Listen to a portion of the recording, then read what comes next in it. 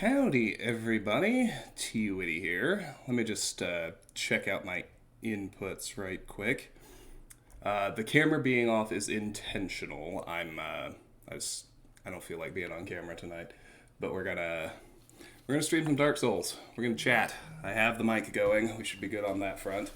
So, just to show you that we're gonna do 0 to platinum, the first thing I'm gonna do is erase all of the stats and achievements I already have.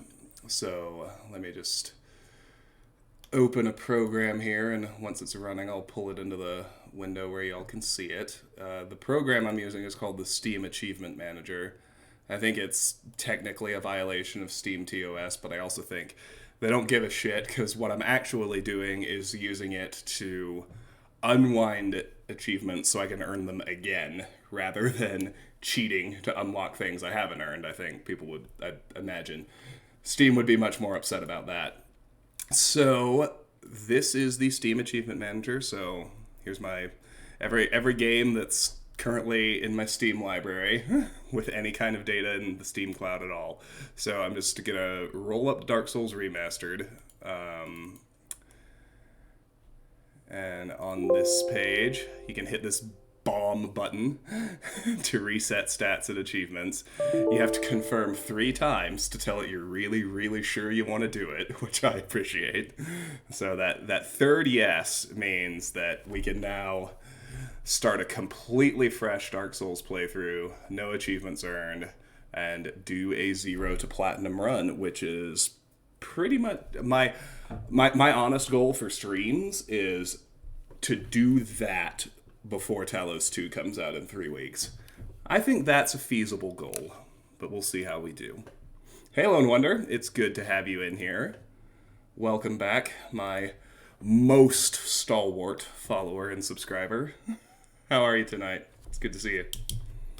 All right. The other thing I'll just mention is that I wanted to actually do a focused 0 to platinum run, and I also think that there's and I looked up, in order to kind of plan the route I wanted to do, I looked up a whole bunch of 0 to platinum runs just to see, what I thought the best strategy was, because I'm pretty good at Souls games at this point, but I am pretty fucking far.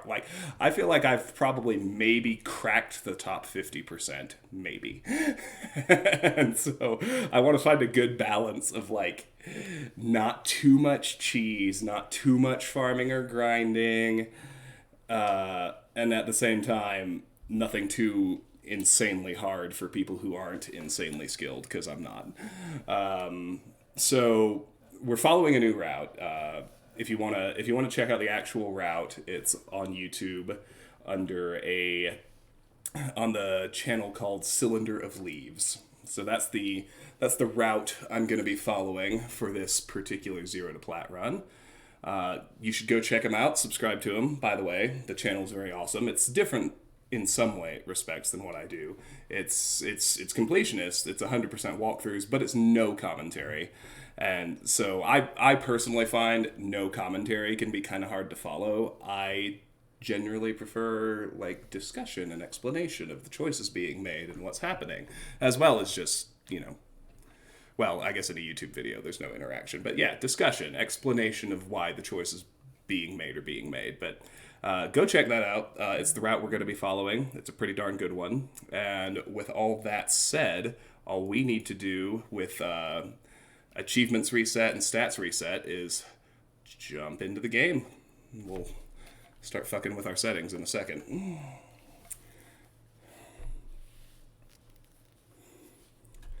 So the ethos I had in kind of selecting the route was, let's work smarter, not harder. Less grinding and minimum possible farming and grinding. You have to do a lot if you're going to platinum this game, but you want to minimize it, and you want to be strategic about the spots where you do it. So let me play with my options right quick. What I'd really like to do is just, if If there's any way I can just turn off the mouse and keyboard for this, that would be great. But I'm not sure I can. The main problem is, because I'm going to be looking at Steam achievements, like, that's a shift tab. And, well, maybe I can just find the keyboard controls. Keyboard and mouse. Oh, maybe it's disabled now. Maybe it'll be okay. Let me see. Let's start a new game and create our character. And I'll worry about what happens when I press shift in a minute. Okay. What should our name be tonight? You know, game time decision, Lone Wonder. I'm not gonna rely on it. But if I happen to get invaded, fine, right? Like, if we get to the forest and people want to try, and chat's excited about putting on the Cat Covenant ring and doing an invasion or two, like, we'll do that. The route no longer depends on online participation. This one does not. I will say that much. So it's not mandatory. We can do it when we get there. I actually haven't made up my mind yet about exactly what I want to do. When it comes time for sunlight metal farming, I would definitely rather help people with boss battles than just farm sunlight maggots. For the forest hunters, like, that one's pretty fun. I might do a few forest hunter invasions. You run out of, but it's also, I realized, like, I probably won't make up my mind about the forest hunters until we have cleared the catacombs, and the simple reason for that is it's possible to get multiple skull lanterns in the catacombs, and if you do that, you can get a ring of fog without turning in your skull lantern. So, depends what happens. That's the real answer here. Alright, name. Let's see. I'm feeling Talos too, actually, so let's have a little bit of a crossover, and let's name our character 1K. Alright. Doesn't really matter. Let's have some feminine energy in our lives. For the class, we're going with a cleric this time, because some of the clears are going to be done at fairly low levels, and they're going to rely on early access to and high damage from Lightning Spear. So I want the extra high faith that the cleric starts with, and I mean honestly that's the main thing. It just gets me that much closer to Lightning Spear, which is super valuable for actual in-game use. For the gift, this might shock you, just kind of first time it hasn't happened, but in the interest of actual 100% completion, we're going to go with the Old Witch's Ring. We do not need the Master Key at the outset. Ancient ring with no obvious effect. Now, physique doesn't really matter, but I always like very slim. I tend to like the dubious Kareem face.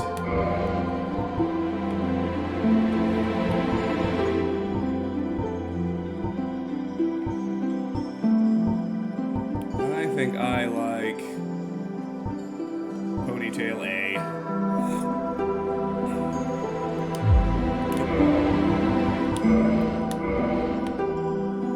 Black's okay, but why not get weird? Let's do dark purple. Okay. I think we're ready to go.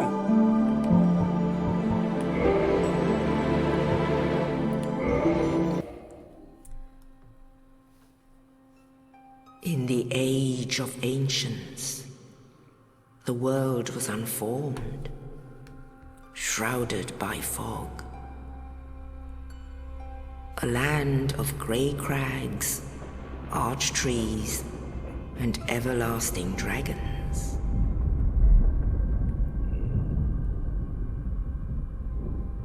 But then there was fire, and with fire came disparity.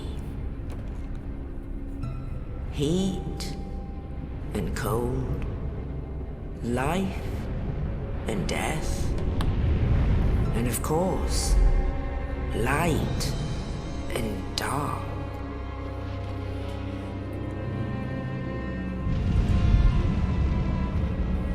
Then from the dark they came and found the souls of lords within the flame.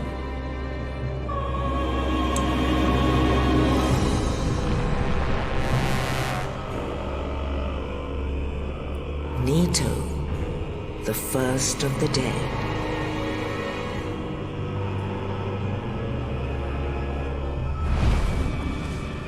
The Witch of Izalith and her daughters of Chaos.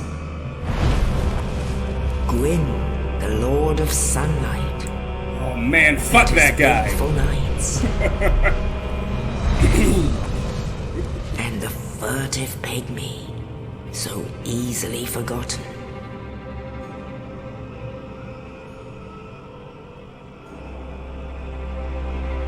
With the strength of lords, they challenged the dragons. Gwyn's mighty bolts peeled apart their stone scales. The witches weaved great firestorms. Nito unleashed a miasma of death and disease. And Seath the Scaleless betrayed his own, and the dragons were no more.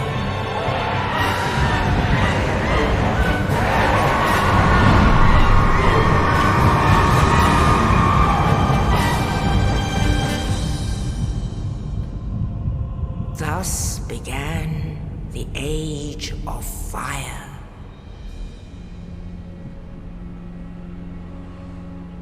But soon the flames will fade, and only dark will remain.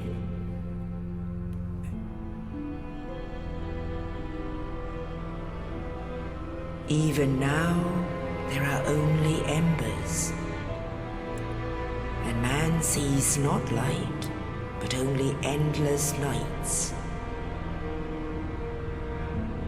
And amongst the living are seen carriers of the accursed dark side.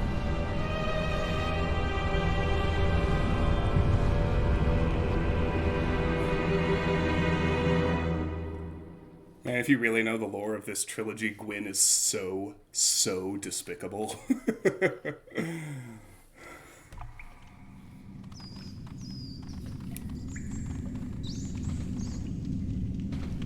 Yes, indeed. The dark sign brands the undead.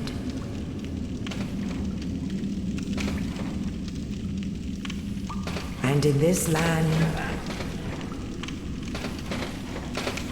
the undead are corralled and led to the north.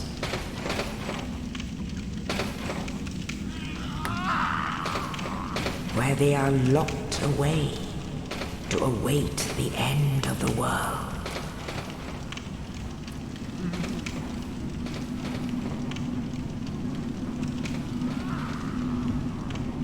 This is your fate.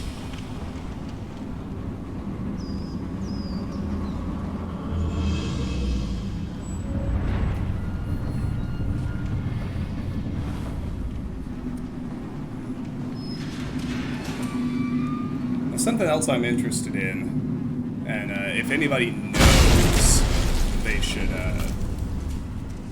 ping me in the chat. I know there is at least one genuine gameplay difference between the remastered version and the original version. It's the extra bonfire in the catacombs. Does anyone know if there are any others? Because that's the only one I for sure know about. Alright, so here we are in the Northern Undead Asylum. I think most of you know what's going on, but we've got our health and our stamina, the red and green bars in the upper left, respectively. That counter, because it's dark, that means we're hollow. You can also tell by looking at our... We look like moldy bacon. That means we're hollow. Being hollow means a few things, but mainly it just means that most of the online features are disabled. So while we're hollow, we can't summon, we can't get invaded, and that's actually really the size of it. The bottom right is our souls. Bottom left is our inventory. You can see we've got the heal miracle and our equipped weapon right there. The message reads, "Despair ahead, rating 49. You see, I am online right now, and as many of you also know, this game tells its story really through item lore. So let's see what we start with. We've got our black separation crystal.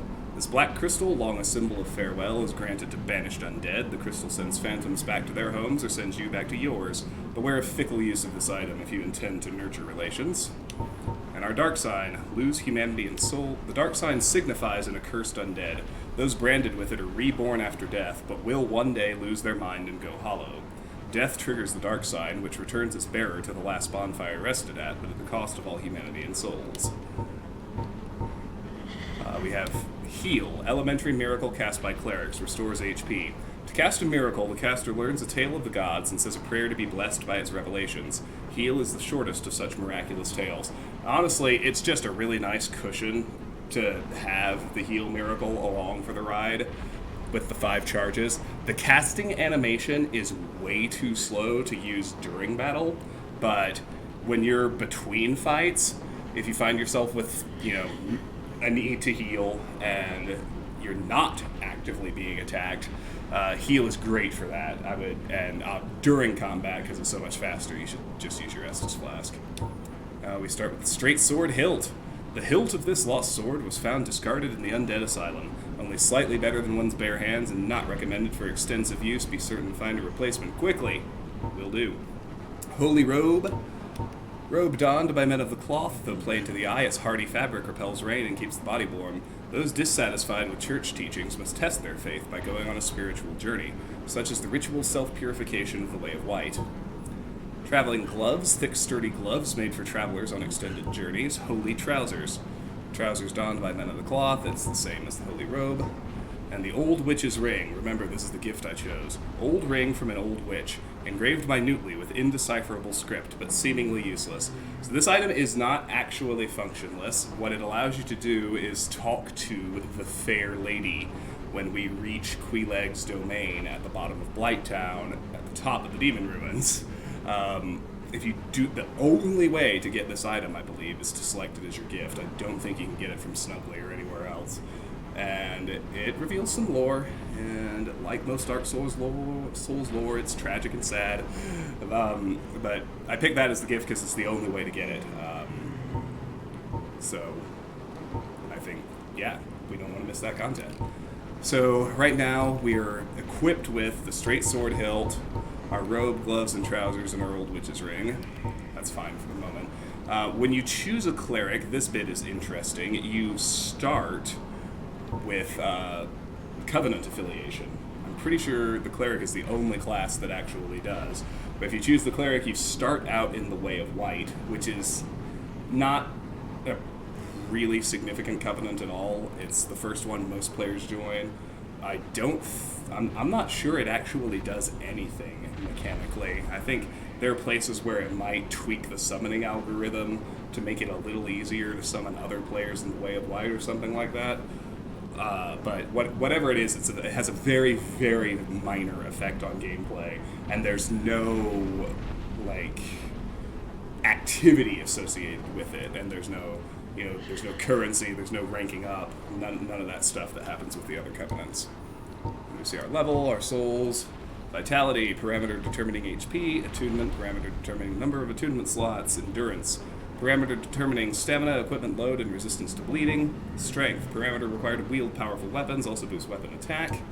Dexterity, parameter required to wield advanced weapons, also boosts weapon attack. Resistance, parameter boosting defense and resistance to poison. LOL, we all know at this point, never level resistance. Intelligence 8, parameter required to wield sorceries, also boosts sorceries and magic weapons.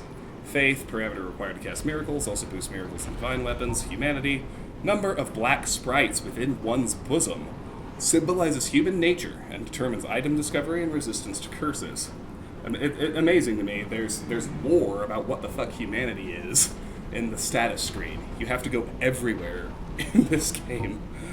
Hit points, character dies when this reaches 0. Stamina, required for various actions, depleted by various actions, but self-regenerates.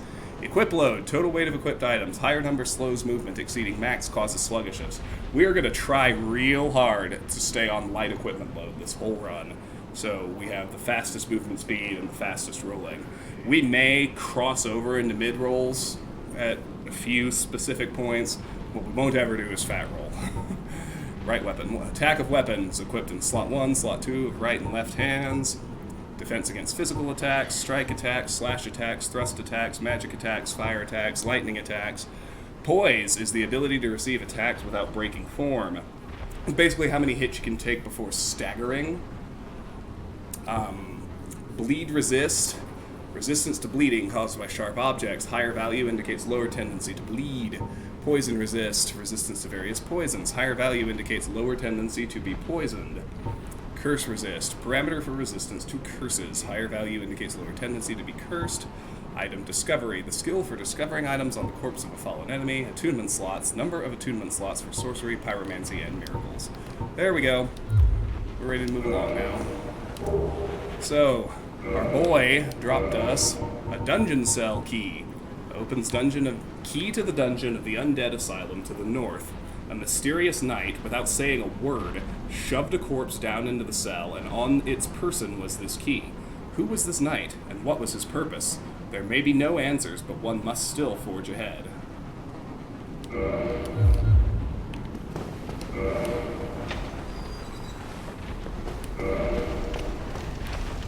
Right stick, camera controls. Right button, attack, or right bumper. Sure enough, there we go. Right trigger is strong attack.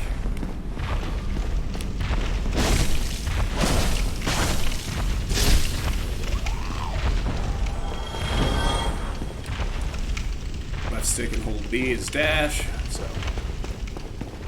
most of these messages are just tutorial stuff. That's all good. Right stick, target lock release. R3, I guess. Press the right stick, as it were.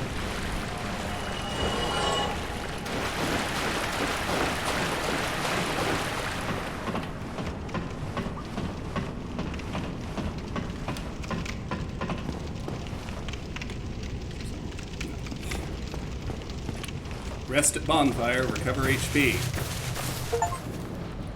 And there's our first achievement, Enkindle, light bonfire flame.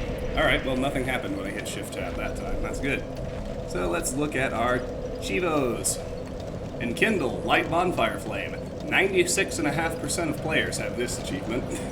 It's 1 of 41. Alright, well Dark Souls isn't hard yet. Give it time.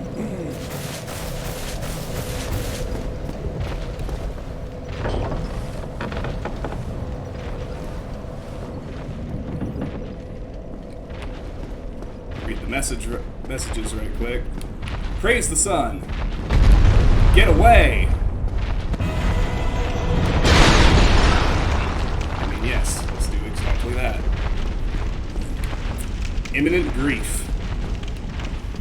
I'm not sure about that. Like that bomb. Next tier 2 if we need. Get your shield. That archer hollow just sits up there and snipes at you. Sure enough, we'll duck in here and get our shield. It's the east-west shield. Wooden shield decorated with the ancient symbol of a double-headed eagle painted yellow.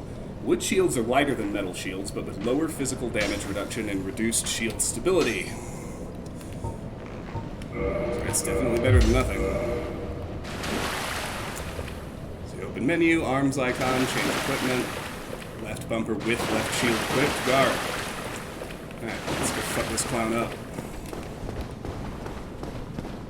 I'm not gonna do that just yet. We need our weapon first, too. Alright, there is the mace.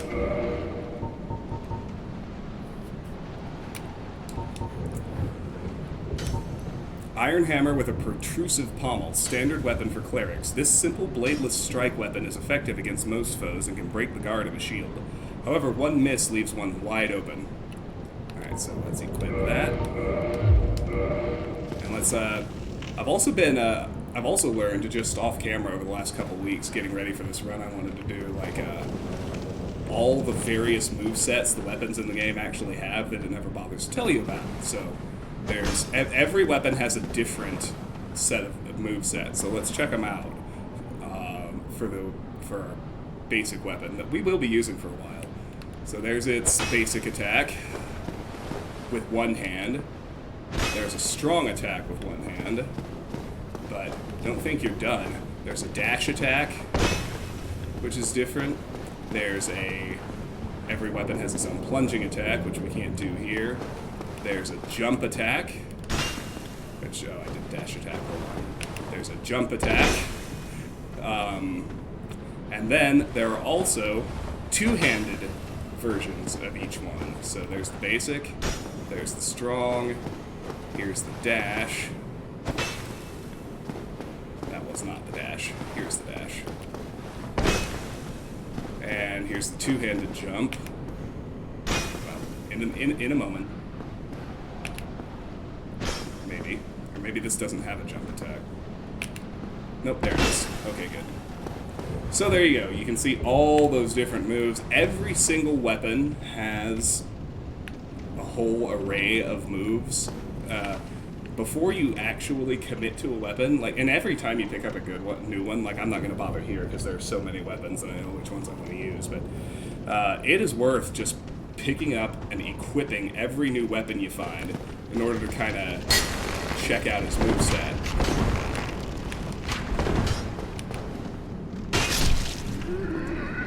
It's hard to hit him point blank. He was coming at us. There we go. So, D-pad to change weapons or toggle items, fair enough.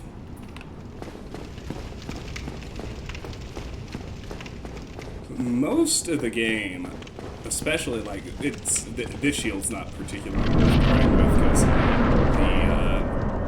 the physical damage reduction is actually so low, but I'm going to be two-handing a lot in this playthrough just because the extra damage is so valuable so much of the time.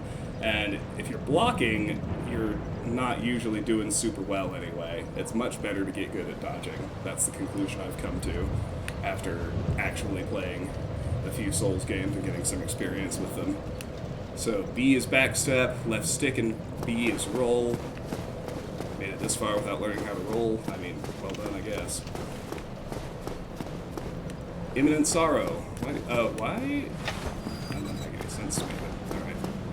Okay, let's just in case something were to go wrong, let's reset it to this bonfire instead of the other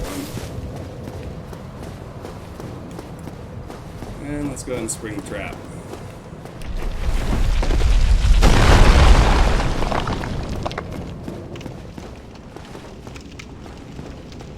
Hey, buddy.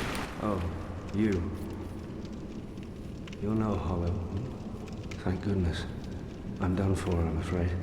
I'll die soon, then lose my sanity. I wish to ask something of you.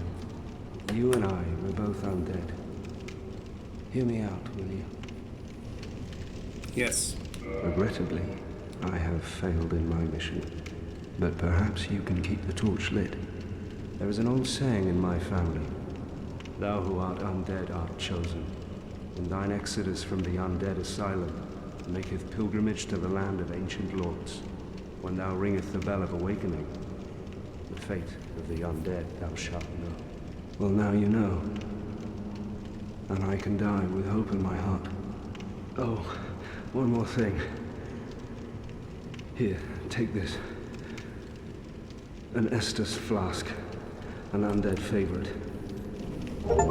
Estus flask and an achievement. We'll look at that in a minute. Oh, and this. The Undead Asylum F2 East Key. Now I must bid farewell. I would hate to harm you after death.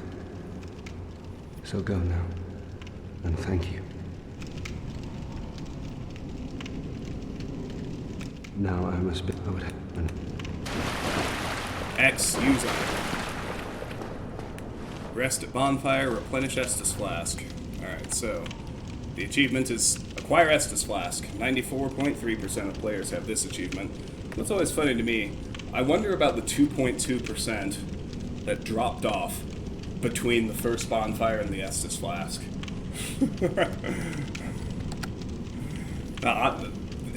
By this time, after this many years, that's a significant number of people. That's weird and funny to me. We got new items. Estus flask. The undead treasure these dull green flasks. Fill with Estus at bonfire. Fills HP. The Estus flasks are linked to the Firekeepers. The Dark Tales also make reference. An emerald flask from the Keeper's soul. She lives to protect the flame, and dies to protect it further. And our Undead Asylum F2 East key. Key to the iron bars on the east side of the second floor of the North Undead Asylum. The Undead Asylum is a giant undead prison segmented by countless iron bars.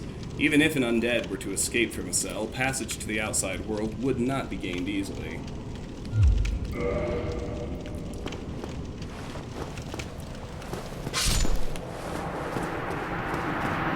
right there, Oscar has died. Sorry, buddy.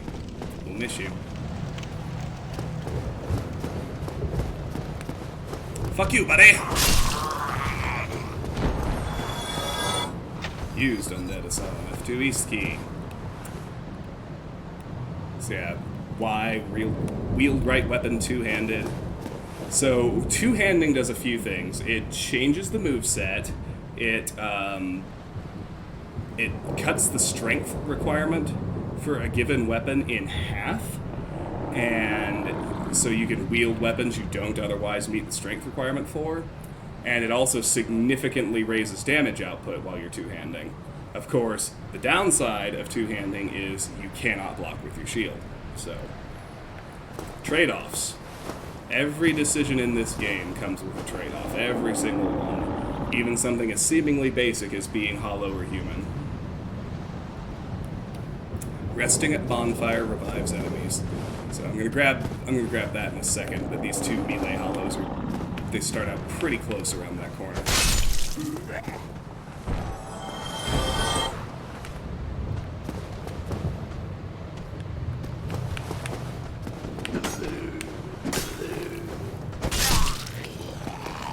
Bait the attack, wait it out. So there is my canvas talisman, which I'll go ahead and equip in a second here. Medium for casting miracles of the gods. Canvas talisman is for clerics on pilgrimage.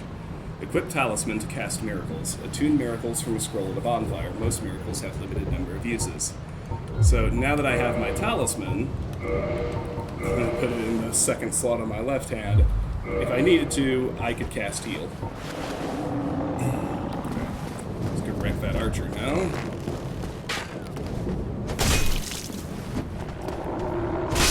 So you see how dramatic the damage difference is there between a one-hand hit and a two-hand hit. With talisman equipped, right bumper use miracle, D-pad up toggle miracles, right bumper while falling, plunging attack, right bumper behind an enemy, critical hit, left trigger, parry, repel an enemy attack after parrying, right bumper to rightmost. So I'm also, like, this game gets dramatically easier if you get good at parrying the enemies you're able to parry. I wouldn't say I'm good at it yet. I'm trying to get good at it. So we're gonna take opportunities just to let me practice parrying to get better for the times when I actually need to be able to do it. Like, the cleanest way by the infamous Anne Orlando archers, by far, is if you can parry the strike that comes from the Silver Knight. Like, dealing with Black Knights early in the game, parry, man, it's just the way to go. Gwyn in the ending, parry. So let's see if I can parry this guy. Gotta bait out an attack. I went early that time. Early again. There it is.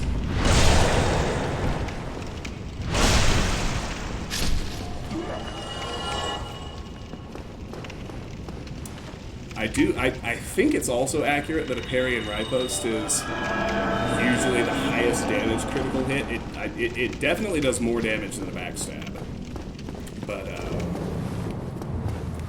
so let's not forget to max out damage. Let's two-hand, and we're gonna hit our buddy the Asylum Demon with a plunging attack on our way down.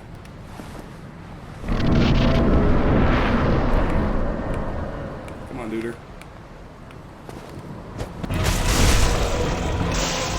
That's half his health bar. Alright, so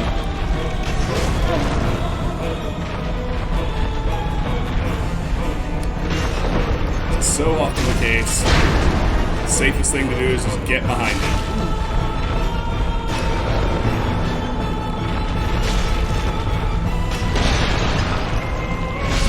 And down he goes.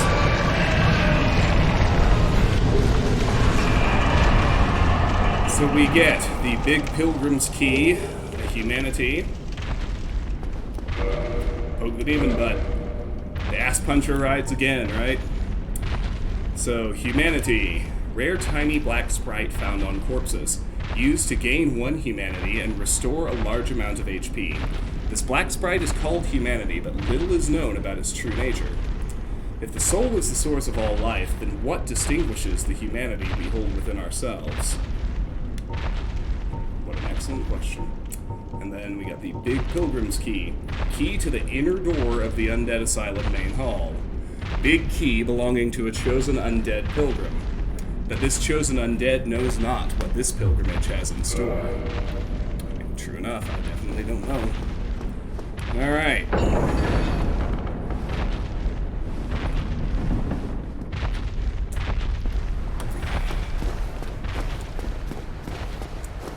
Good job, go straight ahead.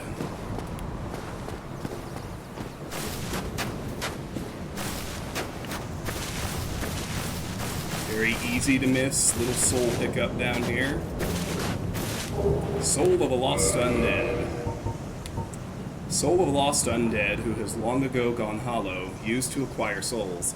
Souls are the source of all life, and whether undead or even hollow, one continues to seek them. Alright, so one other thing is over here. I'll show it right quick. I don't have any trades to make at the moment, but that nest over there, that's where Snuggly the Crow is. So you can trade items with Snuggly, and there are a lot of actually really good, really productive trades to make. And there are a few items where trading with Snuggly is actually like the only way to get them. We'll be trading with Snuggly later when we come back to the asylum. Praise the sun!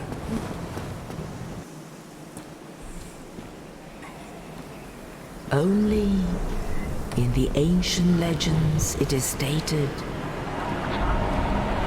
that one day an undead shall be chosen.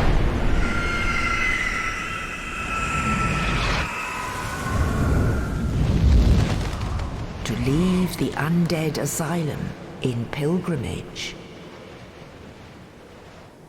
to the land of the ancient lords. Lordran.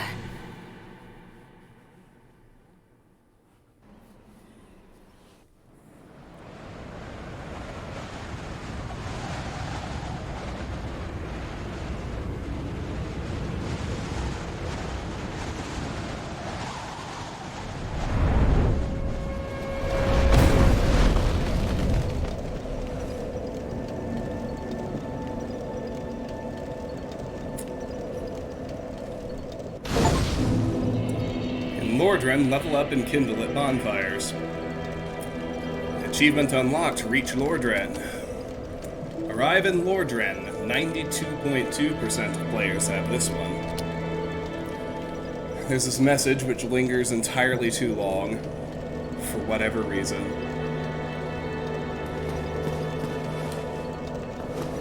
There it finally goes. Alright, let's rest. We're gonna gain 3 levels here. I'm gonna put 2 into strength and 1 into dexterity.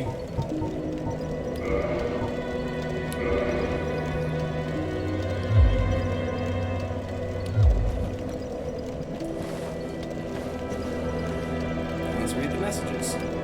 Praise the sun! Don't ever stop praising, kids. Try stabbing in the back. Rating 6. Yeah, no, we're not gonna do that either. We will talk to him, though. Well, what do we have here? You must be a new arrival. Let me guess. Fate of the undead, right? Well, you're not the first. But there's no salvation here. You'd have done better to rot in the undead asylum. But too late now. Well, since you're here, let me help you out. There are actually 2 bells of awakening. One Thank is you, up kind above stranger. the undead church. The other is far, far below, in the ruins at the base of Blight Town.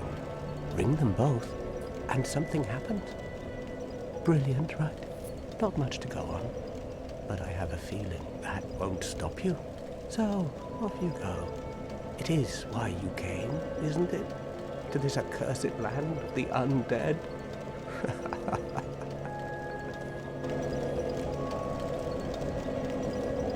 Ah, your face. You're practically hollow. But who knows? Going hollow could solve quite a bit.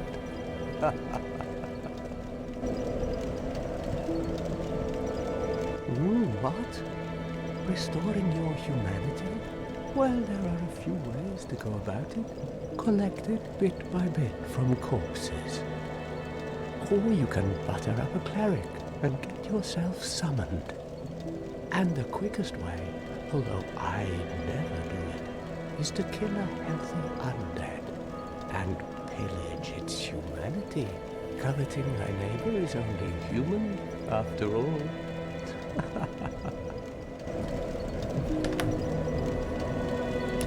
What are you looking at? Don't try anything clever. You might regret it.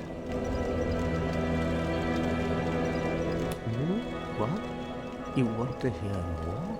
Oh, that's all we need. Another inquisitive soul. Well, listen carefully then. One of the bells is up above in the undead church, but the lift is broken. You'll have to climb the stairs up the ruins and access the undead burg through the waterway. The other bell is back down below the undead burg, within the plague-infested Blight Town. But I'd die again before I step foot in that cesspool.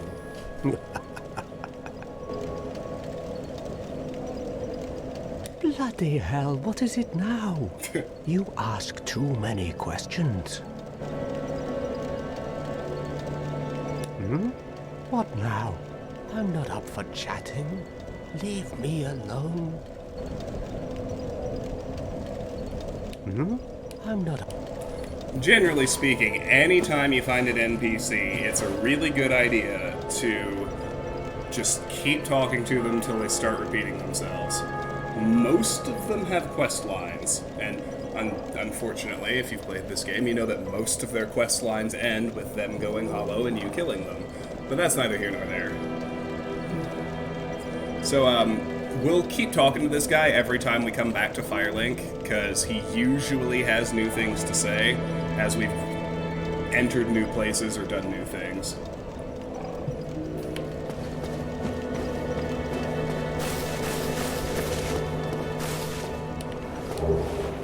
Okay, 3 humanity, pretty nice.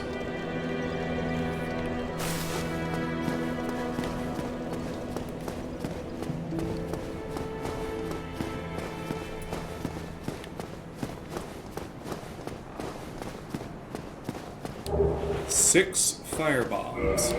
That's the first ones of those we found. So, bisque urn filled with black powder explodes, inflicting fire damage. Relatively powerful ranged weapon, especially in situations calling for fire damage. A very precious item at low levels. Many warriors use these to augment their strategic repertoire.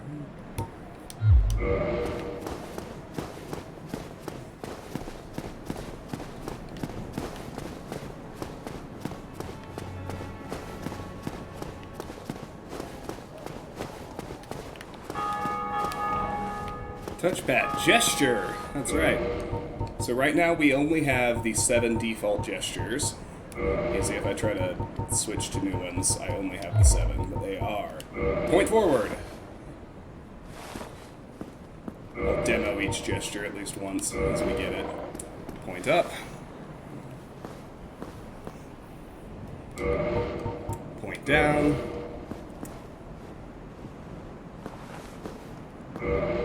Beckon. So what's actually kind of cool about this is these, particularly these default 7. Like, if other players, whether they be invaders or cooperators, are in your game, like, the game has no chat functionality. Like, there's nothing built in to let you actually talk to each other.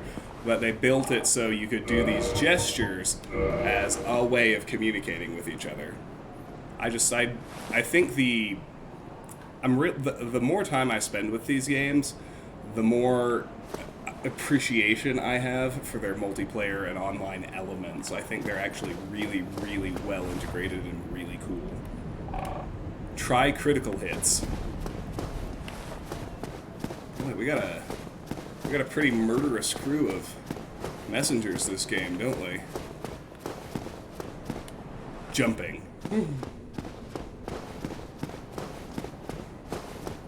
So here's another Soul of a Lost Undead. That's the second one of those we've found. But we actually are going to jump. It's good advice this time. Go through this. I hesitate to call it secret, but go through that maybe hard-to-find tunnel. We got treasure out here. A lot of it, too. Cracked red eye orb. 4 of them. These are new. Online play item, invade another world. Hollows cannot use the item. Defeat the master of the world you have invaded to acquire humanity. The cracked red eye orb allows players to temporarily imitate this ability, normally limited to the dark wraiths of Koth.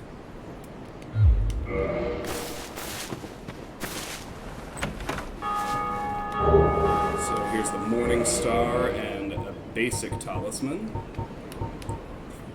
Hammer with a sharp spike on its pommel, one of the more barbaric cleric weapons. Uniquely, this hammer inflicts thrust damage and causes bleeding. And the talisman. Medium for casting miracles of the gods. Standard talisman issued to common believers. Equip talisman to cast miracles. Attune miracles from a scroll at a bonfire. Most miracles have limited number of uses.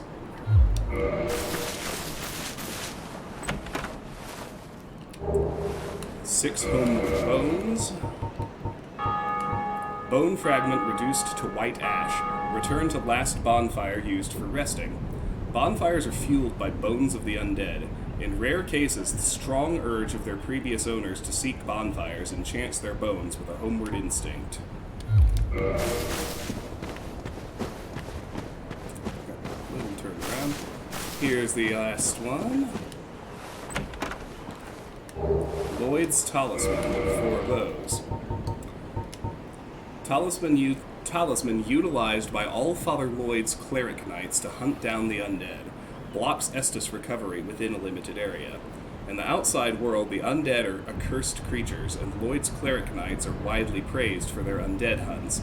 This blessed talisman blocks undead recovery, allowing the knights to fight with impunity. Alright, so we're going to go ahead and do the graveyard run. Really doesn't matter if we die at this point, so let's go this way. Let's get the winged spear first.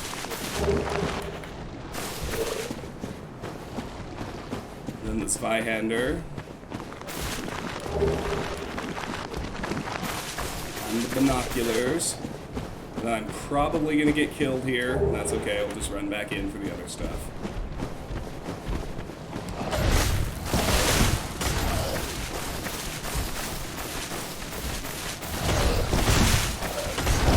It's so hard to spot the actual layout.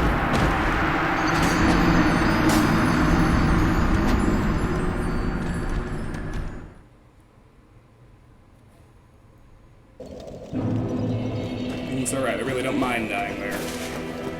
The 239 souls are immaterial, and I didn't have any held humanity, so let's take a second to look at what we already got. So we got this Zweihander. A lot of people love this weapon, really good for strength builds. One of the gigantic straight greatswords. As the name suggests, the Zweihander is held with two hands, but its wielder must still be inhumanly strong. It is this great weight that sends foes flying when hit solidly. And the winged spear. A long-hilted spear with a barbed point, long reach and can be used with shield up. Effective against hard exteriors and hits for high damage at the right moment of an enemy's swing, but the hit radius is small and it is easily blocked by shields. And the binoculars, that's right. Binoculars made of brass, used to peer at distant scenery. This advanced device was built by a famous craftsman of Astora. Its utility is singular, but its application is many. The value of these specs depends greatly on the imagination of their owner. Zippy! Hello! Hello, Zippy! Hello, Raiders! How was the stream? So good to see you, my friends. Welcome. I saw you were playing Alan Wake, right? I love that game.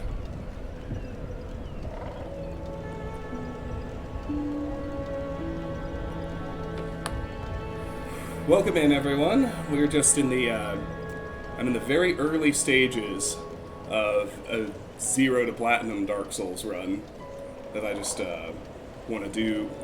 My goal is to finish a 0 to Platinum Dark Souls run within the 3 weeks I have before Talos Principle 2 comes out.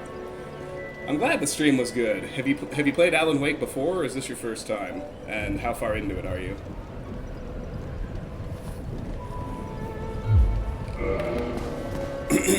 Alright, so we'll go grab the items kind of on the lower path of the graveyard now. I'm not even going to bother trying to reclaim the souls. There were so few of them, it ain't worth it.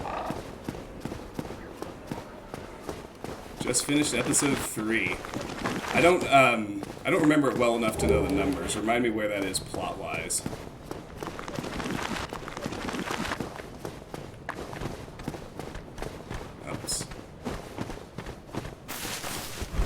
Well, that was non-productive.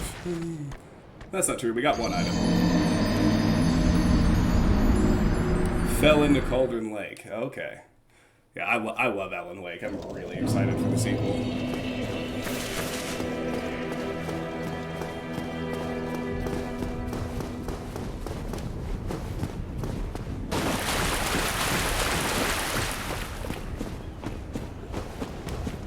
I really thought there was a way that connected back. I mean, there is. I didn't steer right. And that's okay. We got that soul, so we need the Caduceus round shield from out of here. Let me fix my mental map of this. There we go. That's better. There's one more item in Skellyland. It's a soul over here.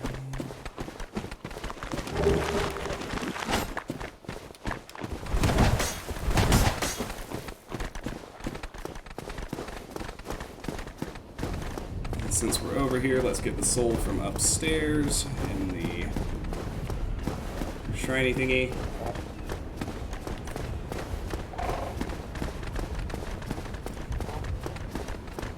Are you enjoying Alan Wake? Zippy, do you like the game? There's another soul of Lost Undead. That. They're close. I'm trying to hit the bonfire before they get to me. That was close. It almost didn't let me rest at the bonfire because the skeletons were so close to me. There we go. Alright, we got it, so check out our other couple of new items. So we got 2 large souls of a lost undead, which is just a large soul of a lost undead who has long ago gone hollow, used to acquire souls. Souls are the source of all life, and when our undead are even hollow, one continues to seek them. And with the Caduceus round shield. Round wooden shield crafted in Lordran, decorated by an ancient blue caduceus. The giant trees in Lordran are distant offspring of the great stone arch trees. The shield inherits their properties, and the wood greatly reduces magic damage. No, I think that's a fair assessment, Zippy. I wouldn't call it scary. It sort of tries to be, but doesn't really succeed. Thriller versus horror, right? That old dichotomy. Alright, so we're gonna do another big, probably suicide run. And we're gonna go even deeper into New Londo than most people are probably used to. Okay, let's see the message. Be wary of kicking. Interact with the rest of them in a minute. Because I really want to have the Curse Bite ring before we go into the depths. Because we will be farming Eyes of Death off the basilisks there. And the most sensible time to do it is simply when you go through the depths and then never go back. But as you may know, basilisks can curse you, which is like the worst thing that can happen in the game. And so, but the Curse Bite ring makes that threat almost immaterial. There's a soul of a nameless soldier. That's a new item. Soul of a nameless undead soldier who has long ago gone hollow, used to acquire souls. Souls are the source of all life, and whether undead or even hollow, one continues to seek them. But as long as you're wearing the Curse Bite ring, basilisks are essentially a non-issue. Beanpole ahead.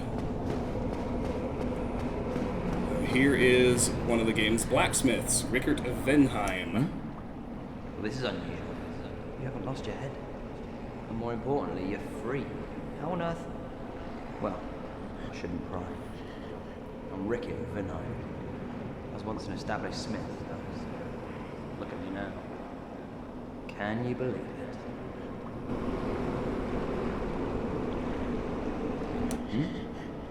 What is it? Have you? Oh no. Don't worry. No intention of escape. It's safe here. Can't bear the thought of going hollow out there. Although, I must admit, not much to occupy myself. How about this? I could forge your weapons, albeit with rather minimal tools. I'll show you what may be the best in Vinith. So I don't have any souls on me, but my gear's not very damaged anyway, so not too much to worry about there. What is it? There's nothing to talk about. We're both cursed, undead. But what's there really to moan about? What is it? There's nothing to talk about. We're both cursed, undead. Come back soon. Smithing helps soothe my nerves. Don't let me wither away out of idleness. Alright, so I can just about guarantee I'm going to have to attempt this run multiple times. My goal is, obviously, as ever, the Firekeeper Soul. Everyone knows about that. Then the Curse Bite Ring. And if I can, I actually want to get even a little deeper past the Curse Bite Ring and get that Soul of a Proud Knight. And all of this, of course, is theoretically done while just dodging the ghosts. So, if I have to make a few more attempts, it is what it is. We're down here with no humanity and no souls, precisely so it won't matter if we die. I suppose there's no time like the present to get started.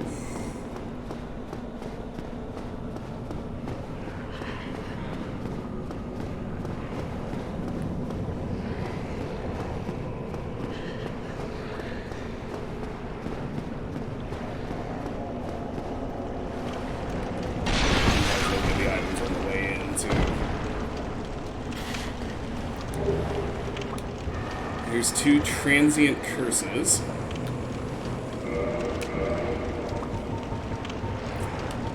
Limb of the victim of a curse. Temporary curse allows engagement with ghosts. The only way to fight back against ghosts who are cursed beings is to become cursed oneself. The safest method, however dreadful, is to cut off an arm of the dead. Actually, I missed an item up here. Let's grab the S-Talk.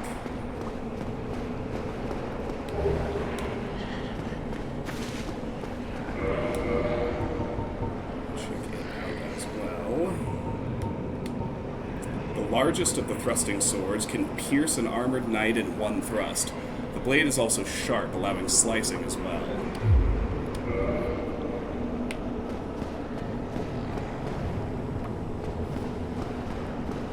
Alright. Everybody knows about getting the Firekeeper Soul. We're gonna push it a little further.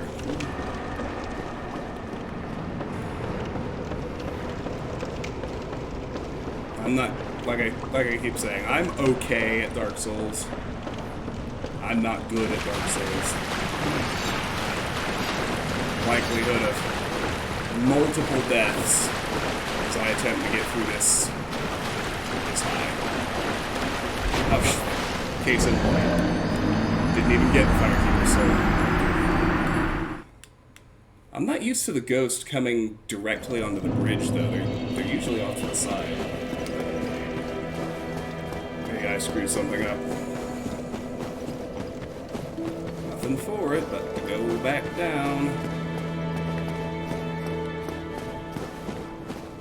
Can everybody hear me okay? Are my audio levels good? I'm not using my camera tonight, but the bars look good, and I know the mic is working, but just wanna know. Thank you, Lone Wonder. I feel your frustration at my poor performance. I acknowledge it.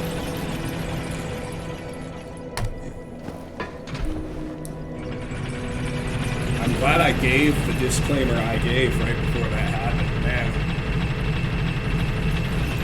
How embarrassing would it have been if I'd said, alright, this is an advanced strat, go into New Londo early. Only do this if you're a Dark Souls veteran, guys, and then fucking died like that. Humility, ladies and gentlemen. It's a thing to have when you play this game. And, you know, the rest of your life in general. Alright. Once more, the feeling.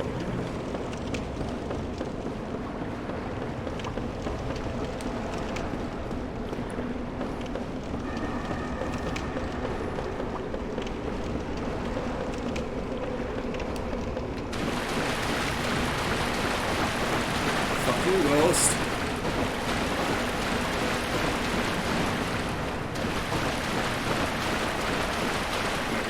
Alright, so there's our Firekeeper Soul. Those guys are blocking the bridge, but that's okay. We don't need to go on that bridge again.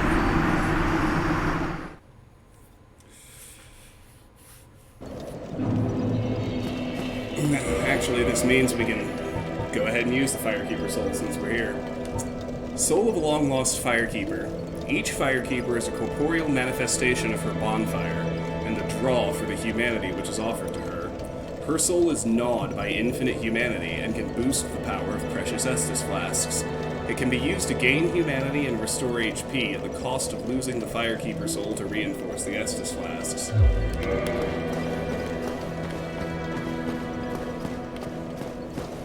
My understanding is that when this game first came out, there were people who actually used the Firekeeper Souls for humanity. That's a fucking tragedy. Alright, so let's go ahead and talk to our Firekeeper. No response. She cannot speak. Reinforce Estus Flask. Oh, hell yeah. Estus Flask +1, baby.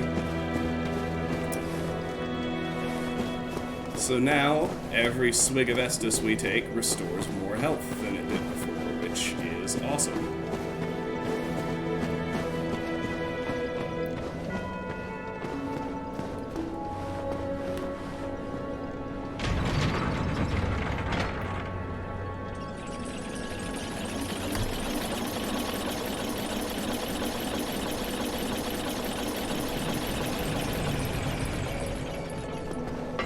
One extra hit point.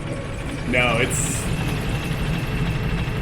The Estus Flask reinforcements are actually pretty dramatic. Like, every single one is visibly noticeable in how much more healing it does.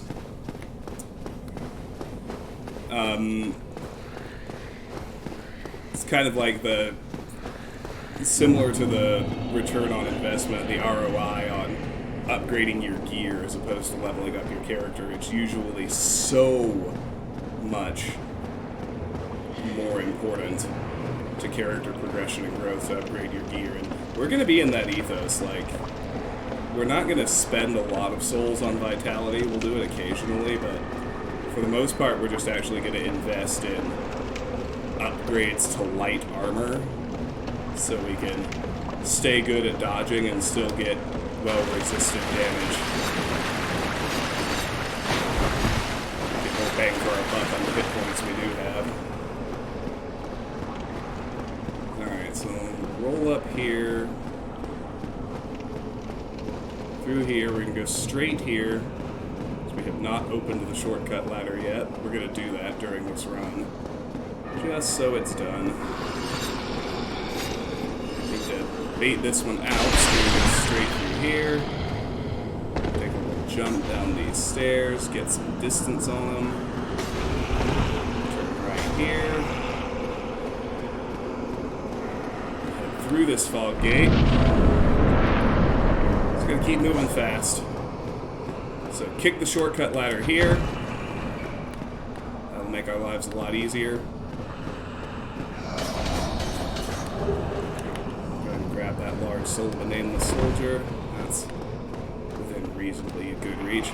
Sprint here, or else some ghosts will get you through the floor. This game is just kind of like that. So then into here, cut left, down the stairs, start rolling. There goes some walls. Ah!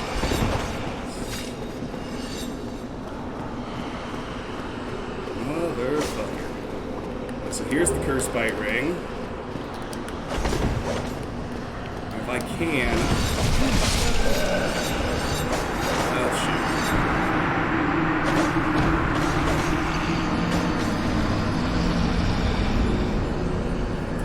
shoot. We were pretty close. There's one more soul item I wanted to get past there.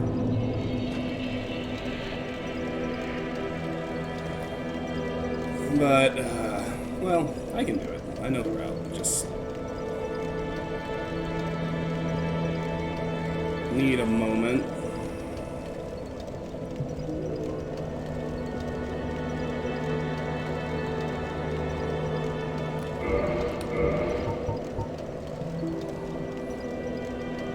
Okay, the Curse Bite Ring boosts curse resistance. One of the infamous bite rings commissioned by Sir Arstor of Carim. Despite the dreadful rumors surrounding its creation, this ring is an unmistakable asset in its ability to help prevent curses. So as long as we're wearing the Curse Bite Ring, basilisks are essentially a non-threat. Which is important because the only real feasible way to get Eyes of Death is to farm basilisks. So... Karis, hello! Yeah, we've been going a little over an hour now. So, once more with feeling. But remember, this time we've already opened the shortcut ladder. So the run back is going to be a lot easier.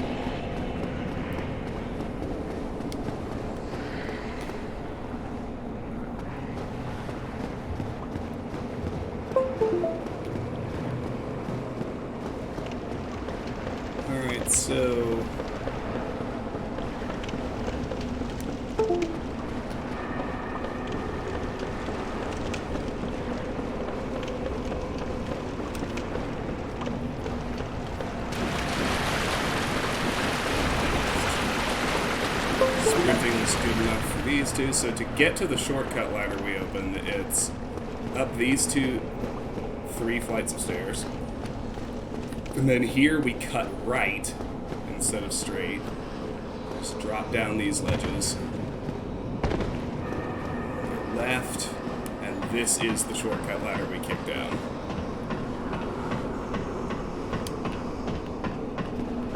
Remember to run, because floor ghosts are a thing.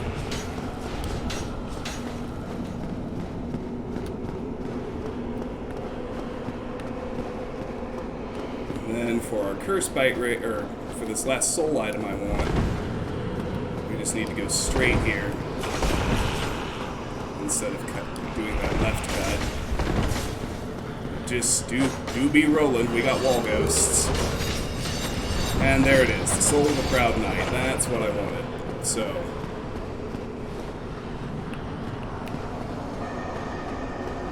at this point, we've got everything I need out of here. I might actually be able to run back to Firelink instead of dying, which would be cool.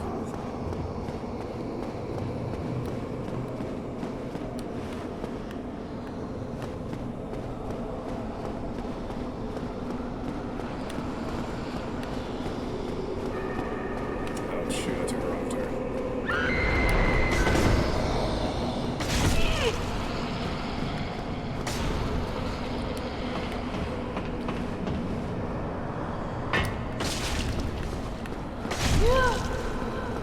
Never mind, we dying.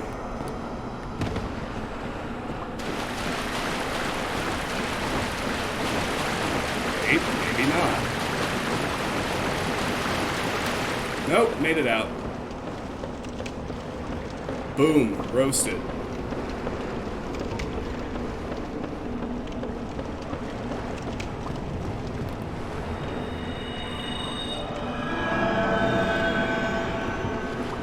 HP moment.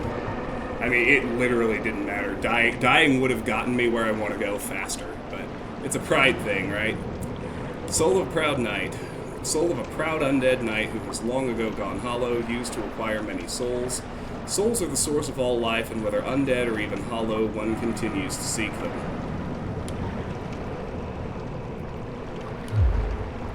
Alright, let's head back to Firelink.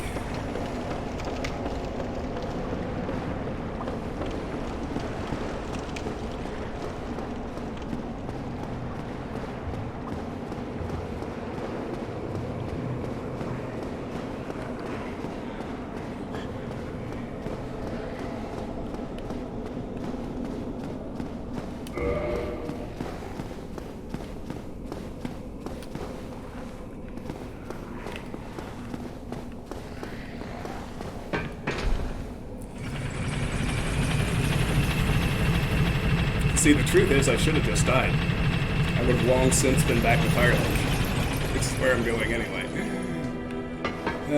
It's alright.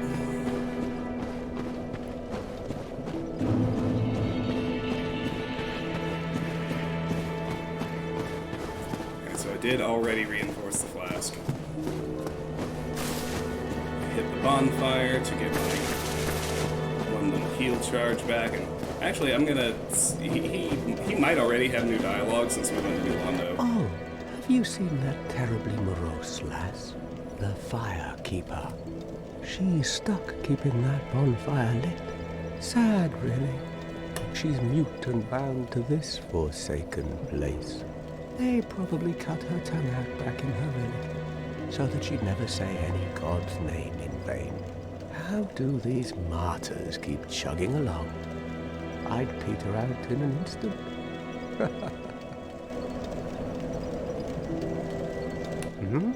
What Okay, so he's back to that. Okay, so I'm gonna go human. Oh, I need to use some humanity. Forgive me. I do. This is one thing I do remember. One major quality of life change between original Dark Souls and Remastered is you can expect to use multiple quantities of an item at once.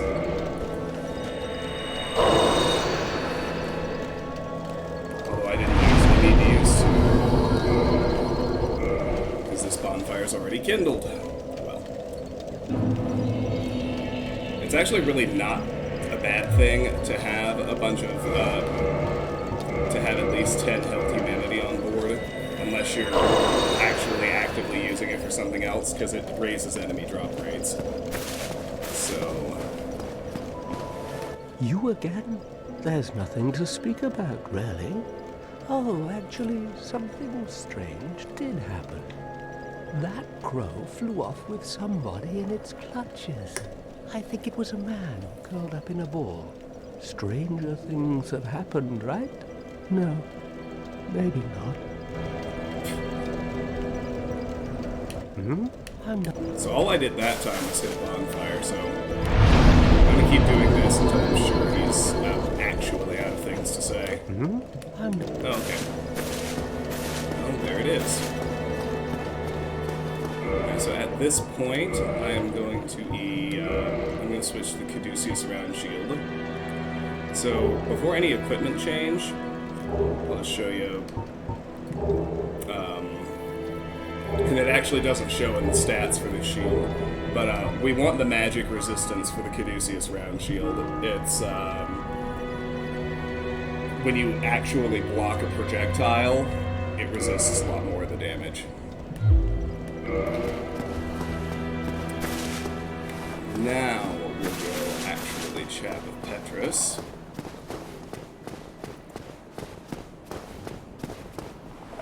Hello there. I believe we are not acquainted. I am Petrus of Thoroland. Have you business with us? If not, I'd prefer to keep a distance, if possible. Hello there. I realize that I have requested that we retain our distance. But I also want you to know that it is not meant in ill will. Here, take this, as a token of peace. No, go ahead. It's for you. Copper coin.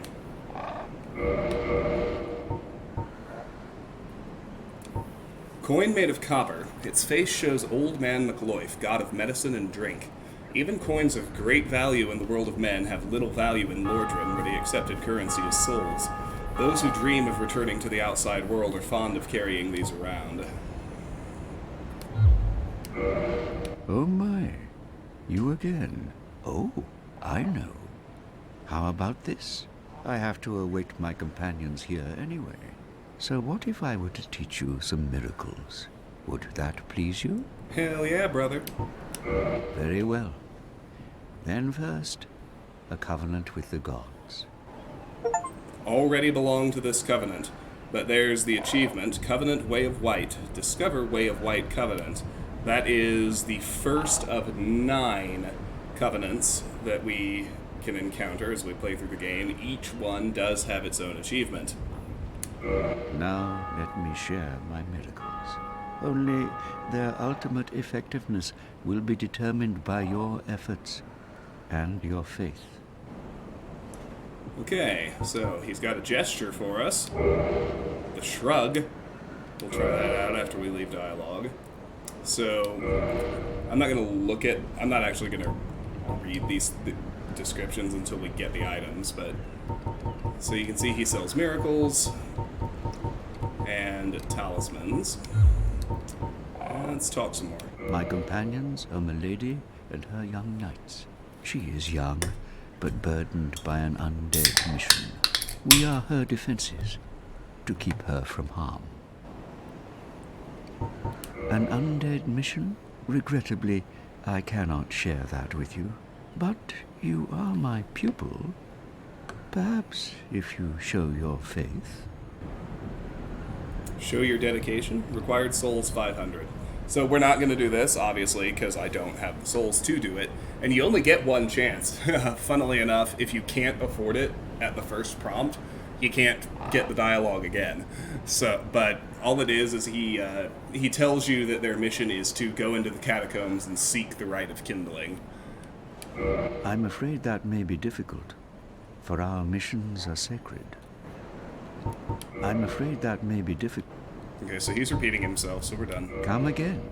The effectiveness of the teachings depend upon your faith. Alright, let's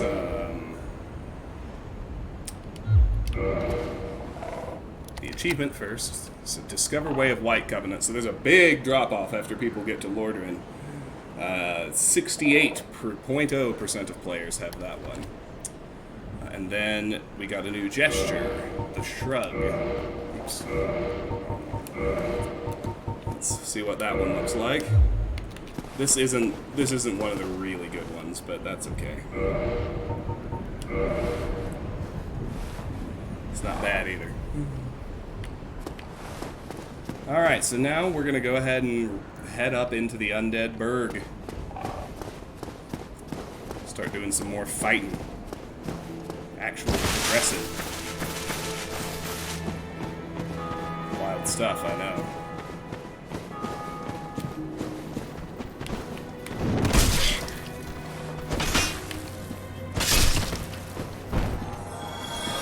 Come here, brother.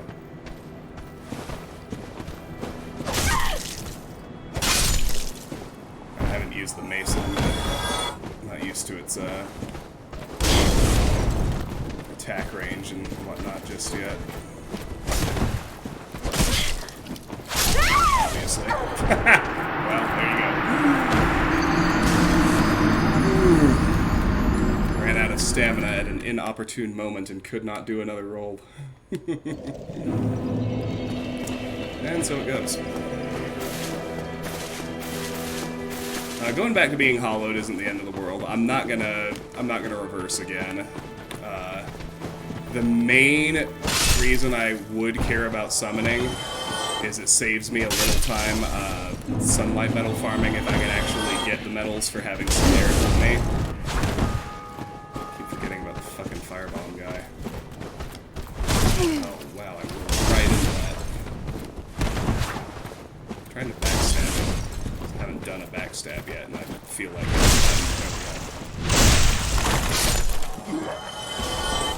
that was Mo Beta. Now let's heal since we have a lot of breathe. I am just terribly, terribly sucking. Alright, so.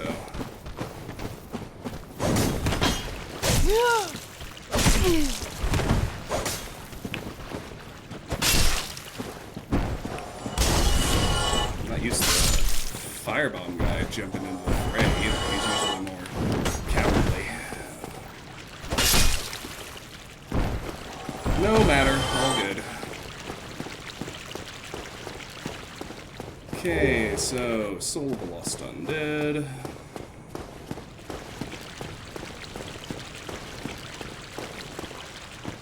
Back down here now that these jokers are cleared out.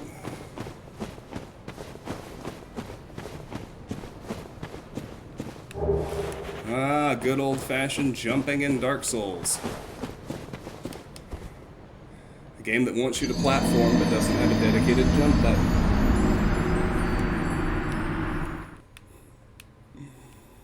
Ah, crikey.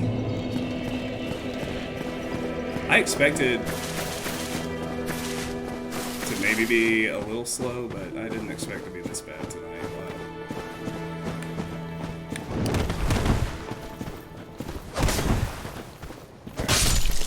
Time to stop embarrassing myself. Get good, scrub.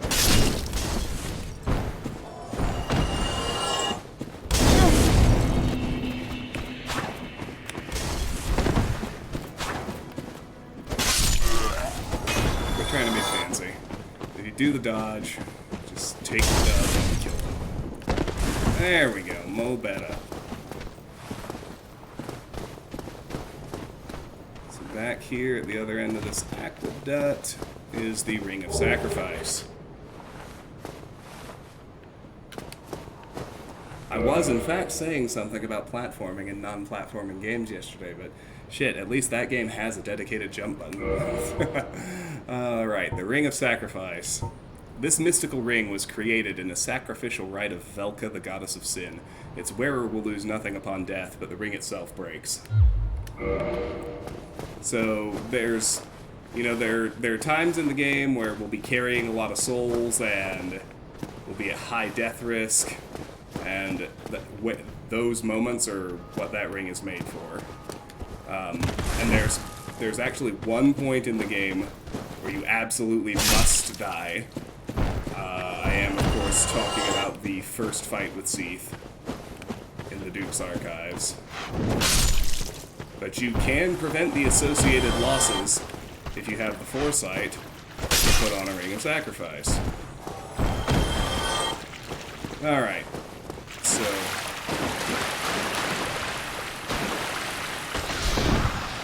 try not to miss. That pisses it off. Soul of the Lost Undead. I think my issue is the mace just has very slightly shorter range than, for whatever reason, my muscle memory thinks it does. I need to take a little restroom break. I will be right back. See you all in a second.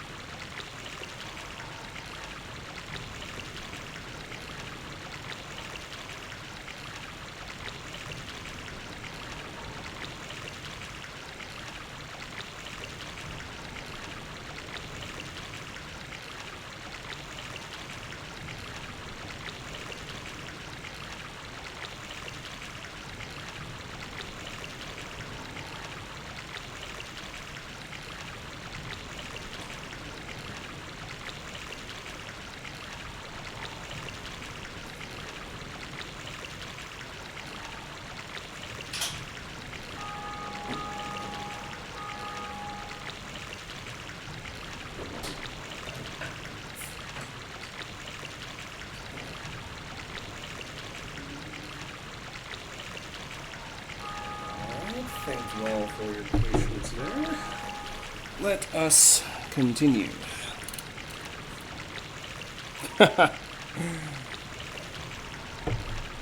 I mean, it has a jump button. It is also the sprint button. It is also the roll button. It is also... and it does not have a dedicated jump button. And they didn't program it so you could give it one, even if you wanted to. That's the craziest thing. Alright. Clerics are given. Okay, let's continue.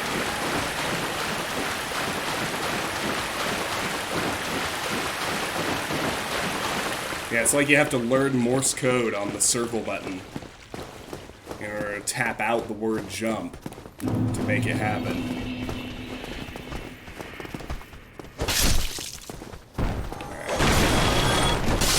Try to get better with the range, or at least as long as we're using this. It's actually not going to be much longer. We're gonna get the Uchi Katana early, although the only way to do that, and it's gonna be our primary weapon for most of the run.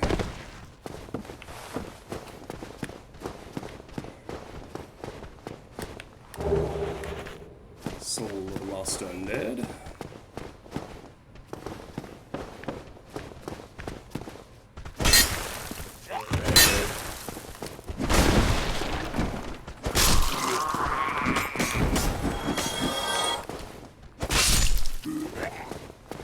Alright, if you catch those guys before they start pulling themselves up, you can just bonk them off the bridge and kill them that way. I think once they actually start the pull-up animation, then they've got iframes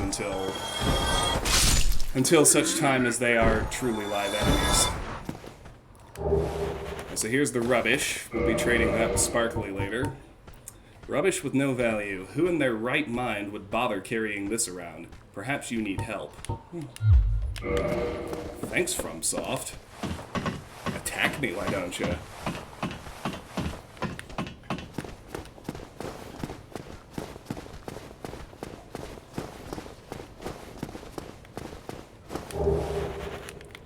Some more humanity. So here we've looped back to the entrance of the zone.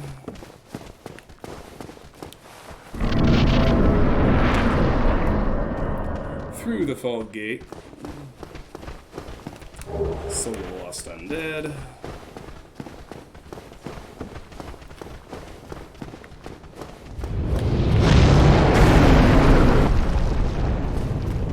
There's the Hellkite Drake.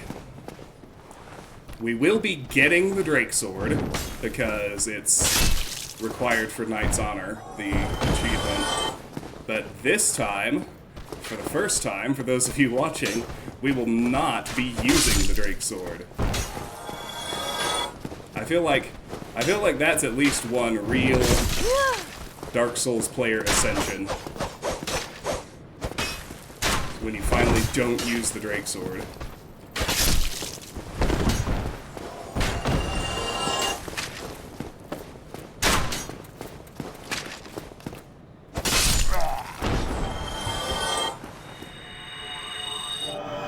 So if you can get to a point where you're between fights, it's way smarter to heal with the miracle. And then,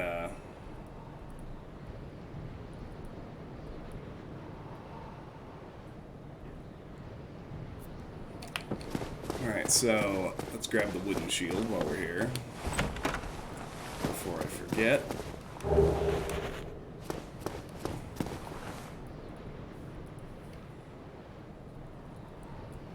Alright, so let's get lore on that one.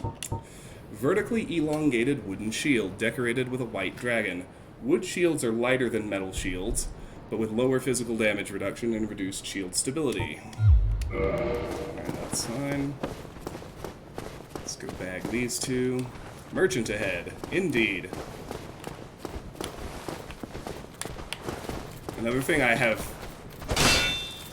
he says, as he completely fails to execute, but I've practiced kicking to break enemy guards. I feel like I've actually gotten reasonably good at it. Love Sace, thank you so much for the follow. Welcome in. Lovely to have you. I'm off camera tonight, but enjoying the stream. Hollow ahead. Now, are they talking about the merchant, or are they talking about the ambush guy? Hard to know. Okay, so need to buy some stuff from this boy. Be wary of Ghost. I'm gonna use a few soul items too.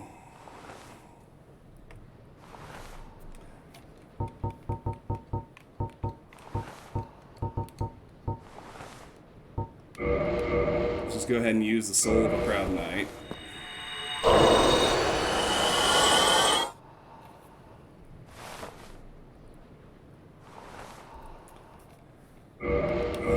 That's not quite enough. Let's use the large soul of a nameless soldier as well.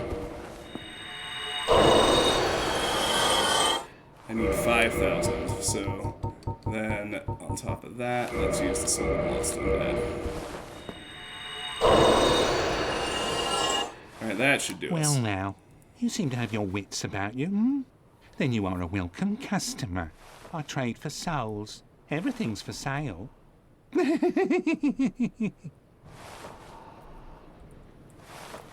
Things are getting treacherous in these parts. A horrible goat demon has moved in below. And up above, there's that humongous drake and a bull demon too. If you stick around this place, it might end up being your grave. Charming. Here, I'm not here to chit-chat. We talk business or we talk nothing at all. Fair enough. Okay, so I'm gonna buy one repair powder. Lightly enchanted golden powder repairs weapon equipped in right hand. Use of a weapon depletes its durability, eventually rendering it ineffective. Repair powder is a precious method of repair on the battlefield as it obviates the need for a repair box. Just carrying one of those with us is really just a matter of emergency preparedness.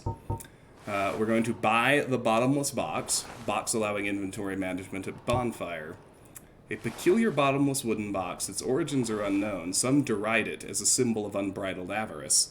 Any number of items can be deposited into the box, and items can be managed while resting at a bonfire. Let's buy that. Because we do need the Drake to get the Drake sword, we're going to buy the short bow. Small bow, standard projectile weapon, equip arrows to use. Hold bow and press left bumper to aim. Aim for heads of humanoid foes. Press left trigger, right trigger to change type of arrows. And then finally, we will also need ammunition. I'm going to buy 40 large arrows.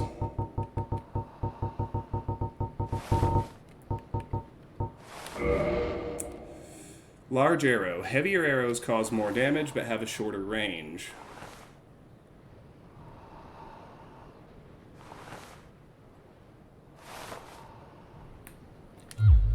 Thank you kindly.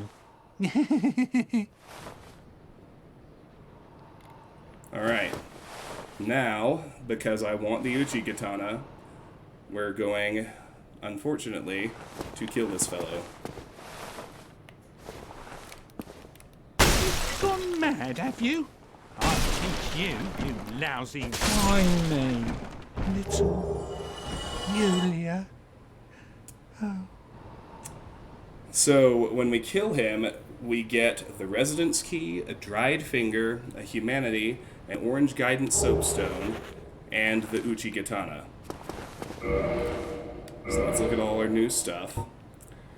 Orange Guidance Soapstone, online play item, write, view, rate message. Messages transmit to other worlds where they are rated, also rate messages of others. In Lordran, the flow of time is distorted, and messages allow undead to assist or deceive one another. We got the Dried Finger. Should only be used with the greatest of caution. Online play item, Dried Finger with multiple knuckles.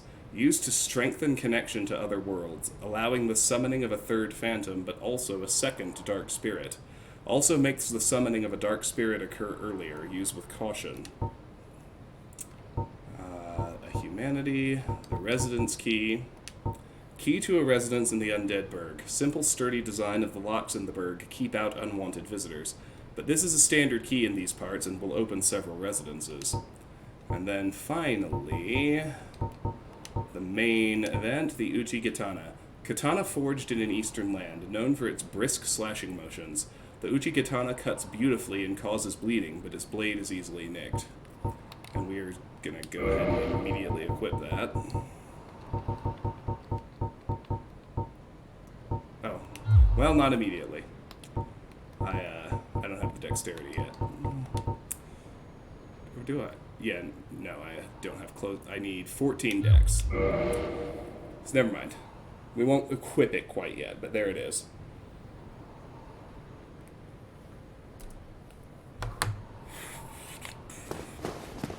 All right.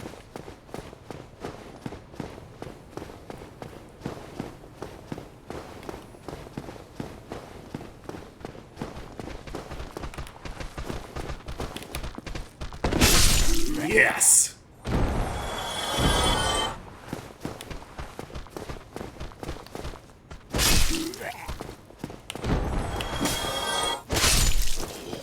Got him.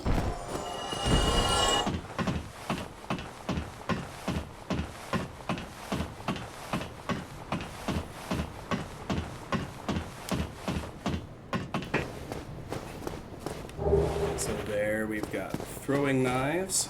10 of those. Throwing knife, used as a projectile. Throwing knives have limited range and accuracy compared to arrows, but offer a quick and easy ranged attack. Undead who lack other means of ranged attacks will do well to stock a few of these. True enough. Make the jump. Not too bad. Then out here we have the light crossbow and some standard bolts. Also all new items. Standard crossbow issued to soldiers. While bows require both hands, a crossbow is held in one, but arming each bolt takes time. Equip bolts to use, press left trigger, right trigger to change type of bolt. And we got standard bolts. Standard crossbow bolt used mainly with the light crossbow. Equip crossbow with a bolt to fire.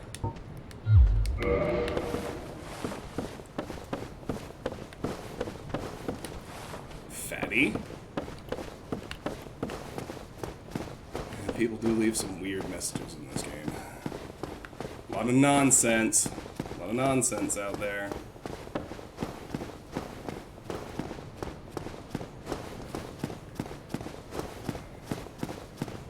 So it is a shame I managed to get myself killed, because it means I need to use 2 humanity here to get this bonfire kindled. One of my many goals for this run is to kindle every bonfire all the way up. And that's alright. This means we need to reverse hollowing.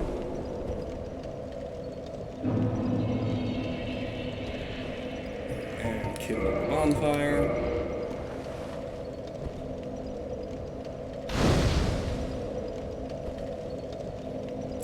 I'm going to go ahead and access the bottomless box. Just, I'm going to keep at least one of every item I find, but I'm going to check for duplicates, and anytime I do find duplicates, they're going to go in the box, but I don't have dupes of anything right now, so we're in good shape. I need to take the dog out to go potty. It's the last time I need to take her, but it's time for her little evening outing, so we're going to do that. And I'm actually going to quit out to the title menu because I am in human form and you can get invaded even while you're resting at a bonfire, and I would prefer not to get invaded and backstabbed to death while I'm out walking the dog. So I'll be right back. She's been good about going fast lately. We should be less than 5 minutes.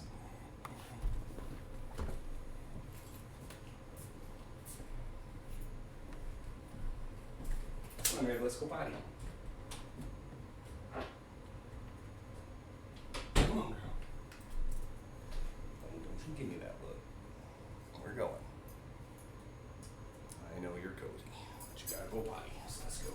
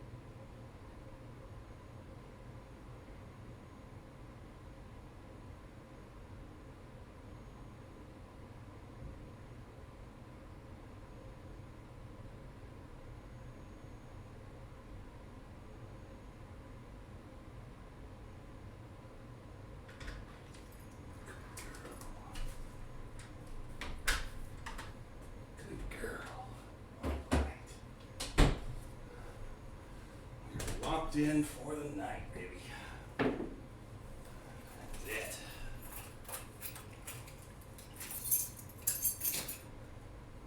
Good girl. Alright. Have seltzer. Have caffeine. We're good. And we're back. Very happy not to have gotten ganked.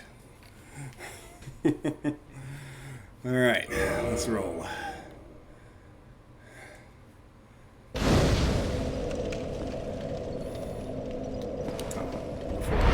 I leave, let's level up again.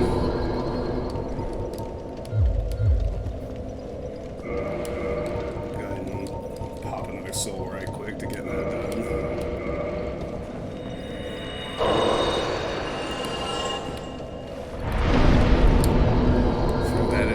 We're going to work our way up to being able to use the Uchigatana. We also need to work on getting our faith to 25 in pretty short order, so we can join the Sun Bros and use Lightning Spear. But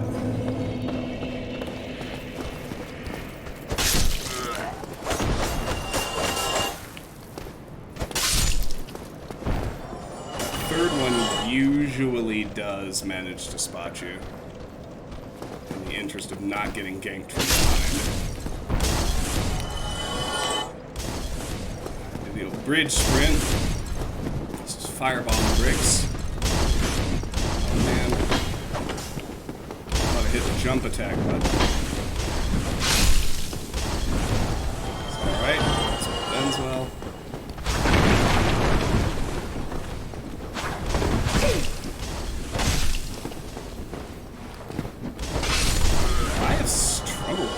Sword soldiers today. What's the matter with me?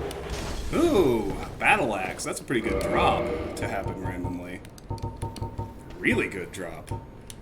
Standard battle axe inflicts regular damage, making it effective in various situations. Powerful attack due to its weight, but one wrong swing leaves the wielder wide open, so timing and proximity to the enemy must be judged carefully. There's the eventual shortcut.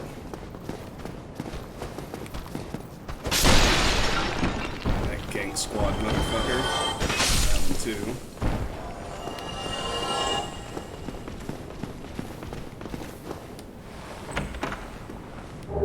Here we have our black firebombs, 5 of them. Black Biskern filled with black powder explodes, inflicting fire damage. Powerful ranged weapon, especially in situations calling for fire damage. A very precious item at low levels. Black firebombs are especially destructive.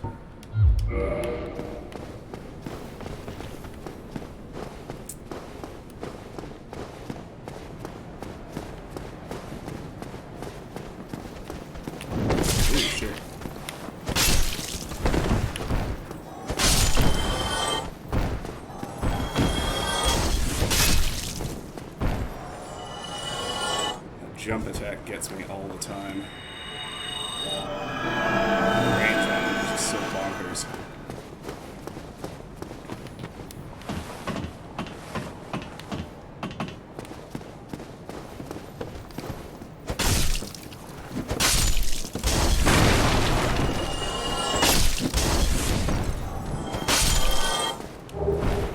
Soul lost the lead. Basically, a good rule of thumb is if the enemies you're encountering, if you can one-shot them with a two-hand, then you should be doing two-handed. 2 more firebombs, not bad. Use the residence key here.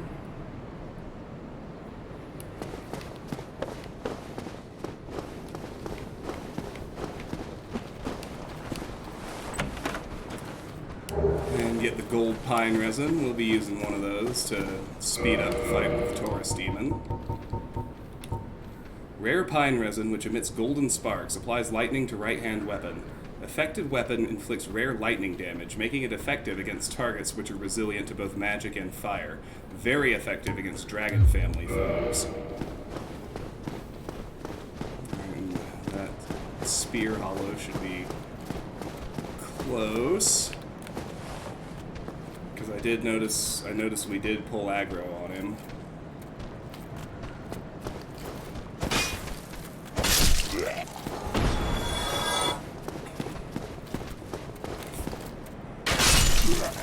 the archer ganks. This game's got plenty of those. Try to bait these guys one at a time.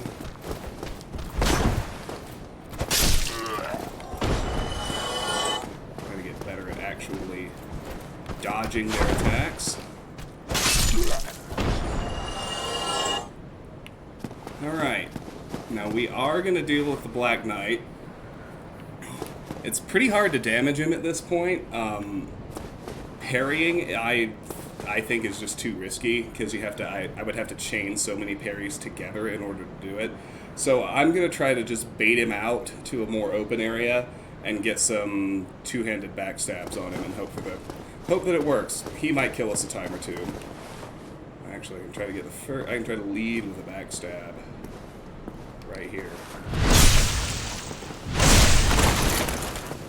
So he's gonna come after us. Don't you worry about that.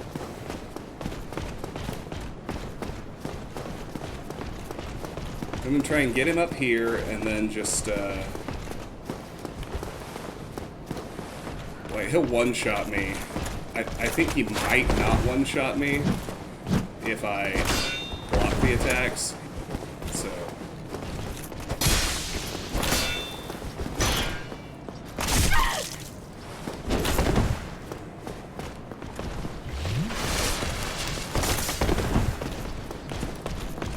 This is not good. I didn't want to get baited down this far. I have to try and get past him and get back up to that exterior.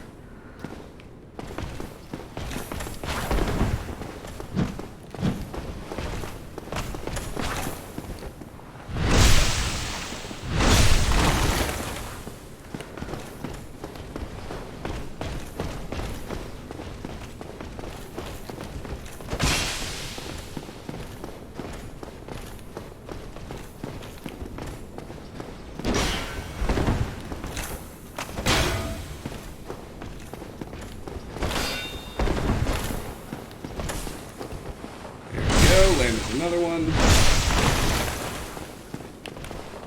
I actually can fight him in here.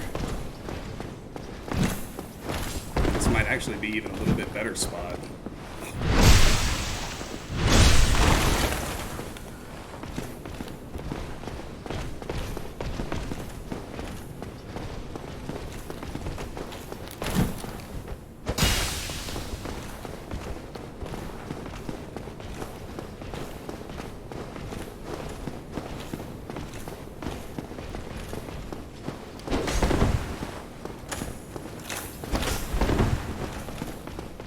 It's a lot easier to get behind him if you go shield side.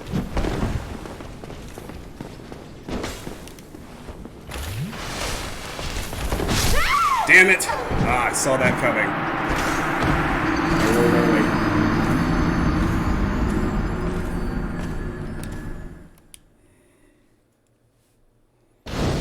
It is what it is. Alright, so... should be able to do the run back a little faster. At this point, the question is, who do I need to kill? Who's directly in my way? So we can ignore a few things. This guy is not one of the things we ignore. See, little gank us from behind.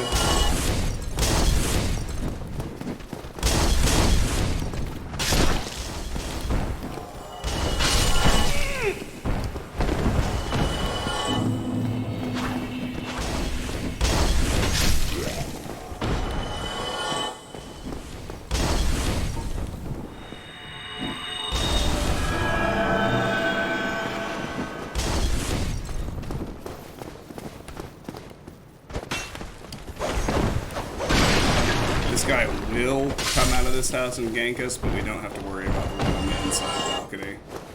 We don't have to worry about the firebomb guys.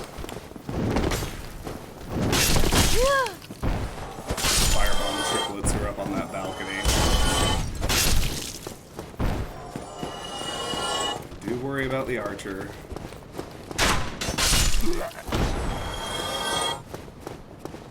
And about these three.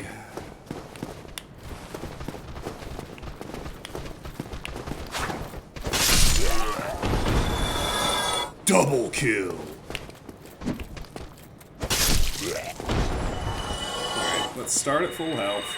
We are back. Let's try again.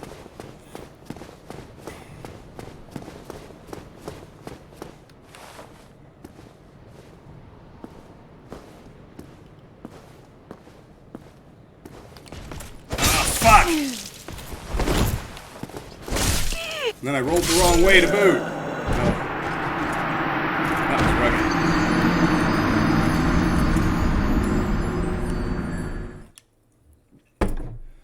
Alright, well, we can just continue watching me fuck up the first Black Knight.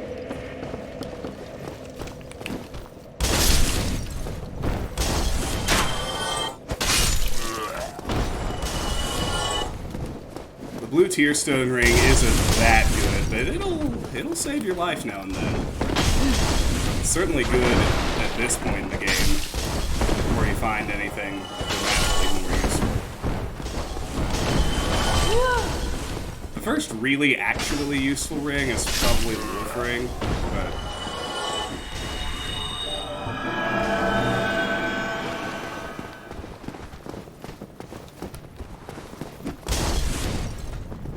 ooh, cowardly on me. Go, go, go, go, go.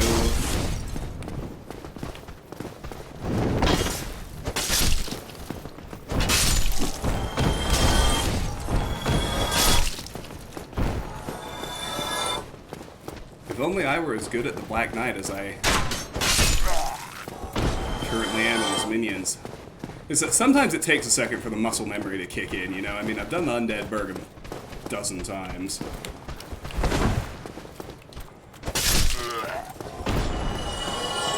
As have so many of us.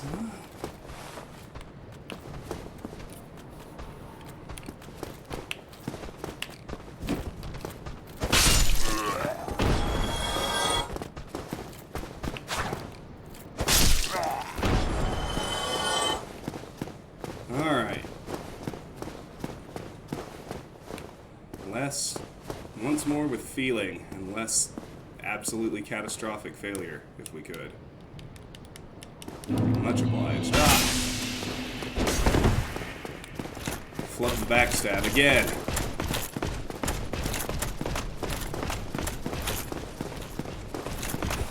Alright, well, the shield saved my life too many times for me not to use it, even if it means I have to land more stabs.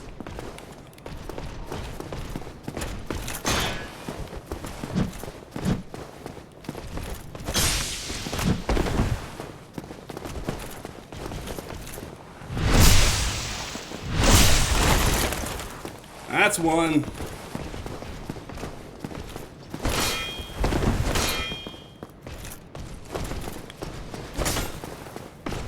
It's almost a bad one.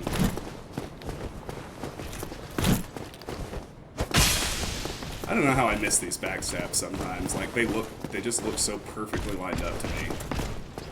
It's so finicky.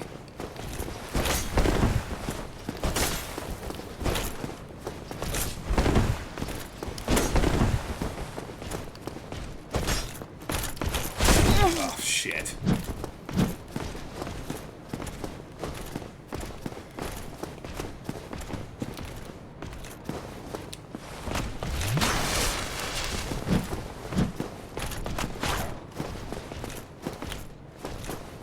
Some fancy footwork there, sir.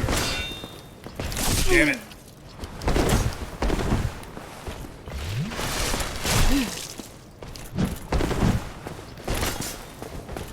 He is whooping my ass right now. This is lovely.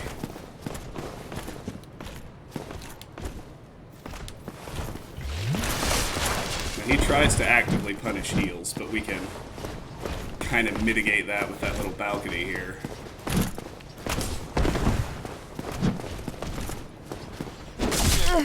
Oh, God, he has so much arc on that turn. I thought I could just dodge it.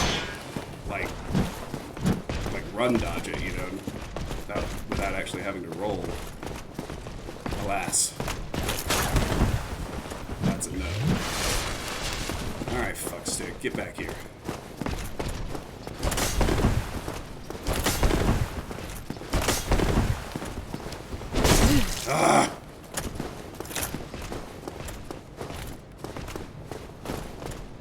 retreat. Gotta heal. Well, shit. Just commit to something, man.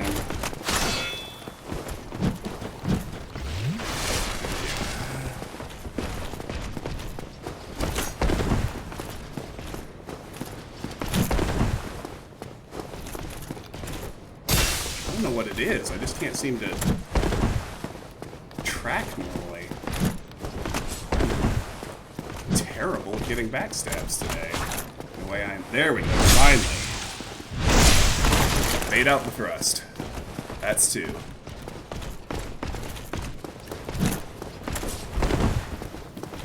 He then proceeds to bait out the thrust and rolls away from it instead of trying to punish it. Ah well.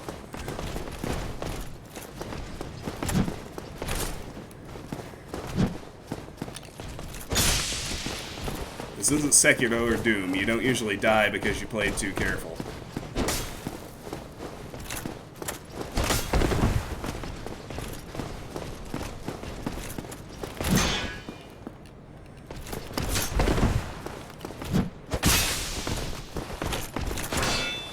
It's like consistently further to the right than the visual would cleanly indicate it should be.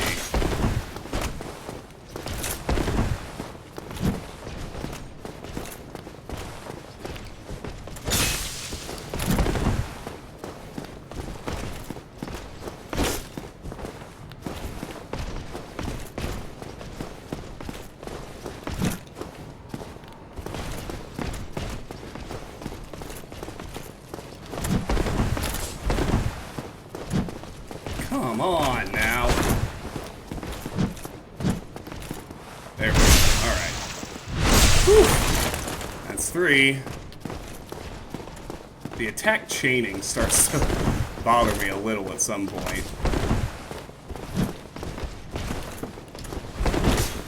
But, yeah, I mean, he's supposed to be a tough enemy, so...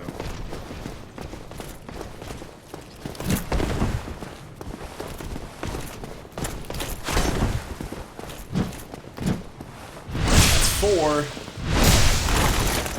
One more should do it.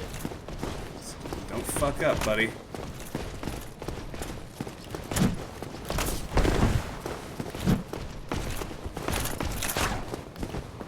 Boom! Got him. Oh shit, and we got the Black Knight sword. And the Titanite chunk. That is a fantastic. That's like the best possible drop we can get from that guy, because, you know, we need all of the Black Knight weapons, because, again, for the Knight's Honor trophy, I'm not actually going to use them, but the, every single one that drops during your ordinary run is one that you do not have to farm for later. So that makes that drop extremely exciting. Well, let's look at the Black Knight sword. Great sword of the Black Knights who wander Lordran, used to face chaos demons. The large motion that puts the weight of the body into the attack reflects the great size of their adversaries long ago. Titanite chunk for weapon reinforcement, not found outside of Lordran.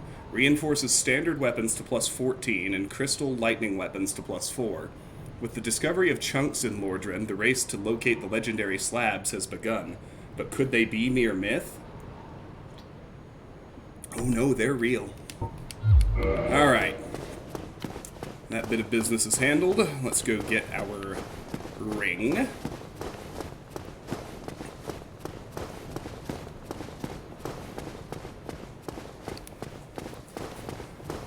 The Black Knight weapons are great drops, but what's a level above that is if you get natural drops of a Silver Knight weapon, and a level above that is if you somehow manage to get the Channeler's Trident without farming. That's the toughest one by far. I can't take this. What do you mean? If you got this far, you got past the Black Knight. Blue Tearstone Ring. The rare gem called Tearstone has the uncanny ability to sense imminent death. This blue Tearstone from Katarina boosts the defense of its wearer when in danger. So that's genuinely useful, if a little bit limited in its utility. It can save your life. It's worth putting on, particularly when you don't have anything else just yet. Alright, so bear in mind we have not triggered the trap yet. Here it comes. A little farther.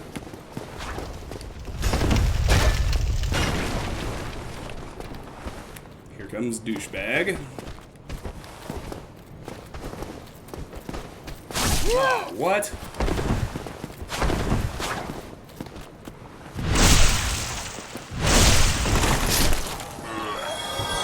Something didn't work right on my roll input. I'm a little low on heals, but the Taurus Demon strat is so solid that we'll probably be okay. So remember, I'm not playing with the Master Key, so we couldn't go fight Hobble early even if I wanted to. Let's go up here.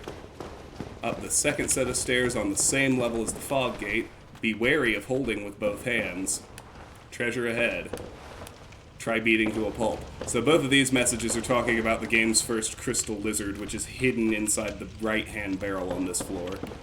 Let's go ahead and bag it. We got, oh, another chunk. Chunks are they're not technically the best possible. Technically, lizards have a vanishingly small chance of dropping slabs, but chunk is like the best drop you can sort of genuinely expect to get from basic lizards throughout the game, so that was awesome. Twinkling Titanite is new. This weapon-reinforcing Titanite is imbued with a particularly powerful energy. Reinforces weapons that cannot be reinforced normally to +5. After this Titanite was peeled from its slab, it is said that it received a special power, but its specific nature is not clear. Alright, fair enough. Alright, let's go deal with Taurus right quick.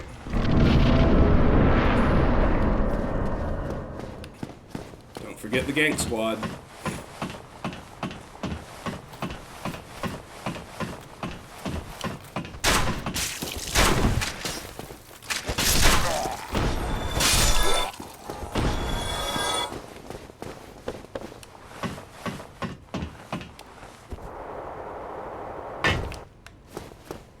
So he jumps down a little further ahead, so I'm gonna go ahead and pop a gold Pydras on him. I don't want to use more than one, so if he kills me, I'll fight without the extra lightning damage next time. I'd prefer to do it this first try. Alright, so we're gonna use the plunging attack strat. Just it's the safest way to kill him by far.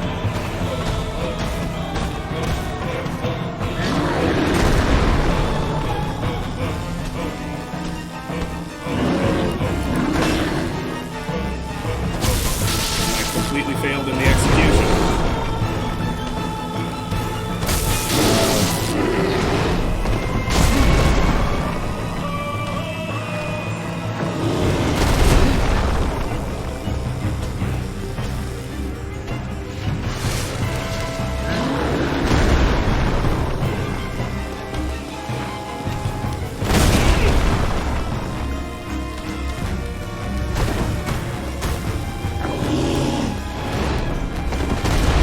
Trying to bait out a swing before I tried to get back up the ladder.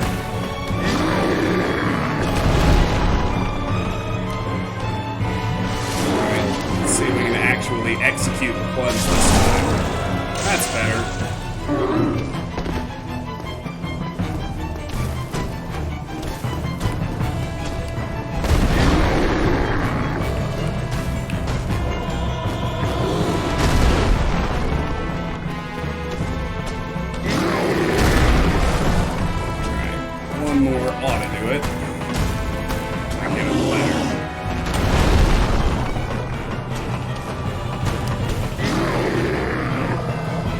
Hi, buddy.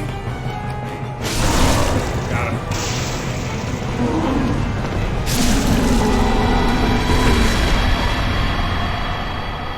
Baby. Humanity homeward bone. Easy peasy lemon squeezy, as they say.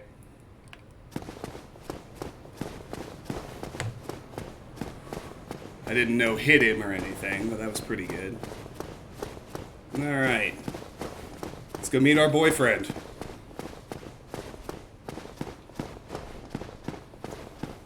Let's not forget the item on the way. Treasure ahead. Kidding, friends. It's just a large soul of a lost undead, but hey, it's still good stuff.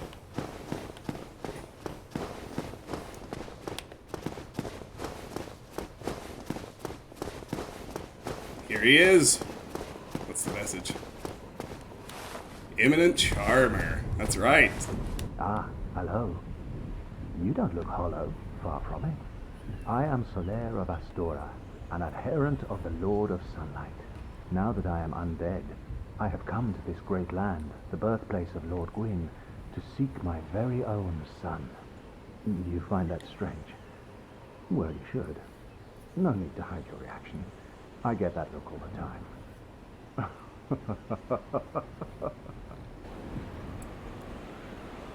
Tell me more. Oh, aha. So I didn't scare you. I have a proposition, if you have a moment. Absolutely. The way I see it, our fates appear to be intertwined. In a land brimming with hollows, could that really be mere chance? So what do you say? Why not help one another on this lonely journey? Hell yeah, brother. This pleases me greatly. Praise Well then, it. take this. White sign soapstone. We are amidst strange beings in a strange land. The flow of time itself is convoluted, with heroes centuries old phasing in and out. The very fabric wavers, and relations shift and obscure. There's no telling how much longer your world and mine will remain in contact. But use this to summon one another as spirits, cross the gaps between the worlds, and engage in jolly cooperation. Of course, we are not the only ones engaged in this, but I am a warrior of the sun. Spot my summon signature easily by its brilliant aura. If you miss it, you must be blind.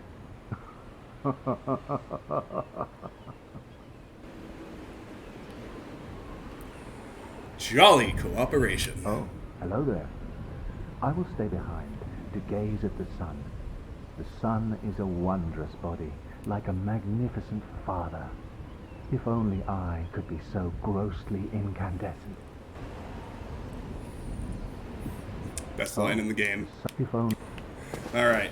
So there's Solaire. He gave us the white sign soapstone, which lets us open ourselves up to being summoned. We can't use it when we're hollow, though. We have to be human. Online play item. Leave summon sign. Be summoned to another worlds of phantom through your sign and defeat the area boss to acquire humanity. Hollows cannot conduct summons. Or, no, maybe you can be summoned. Maybe you just can't summon someone. In Lordren, the flow of time is distorted, and the white sign soapstone allows undead to assist one another.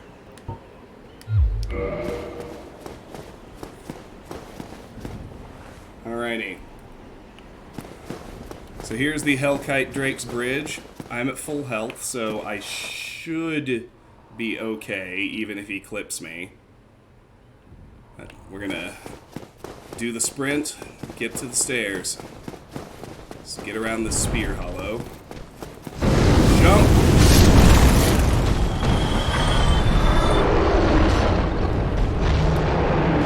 Here! Yeah, so we got clipped, but we're alright. So before we do literally anything else, let's open the shortcut. And let's go gain some levels.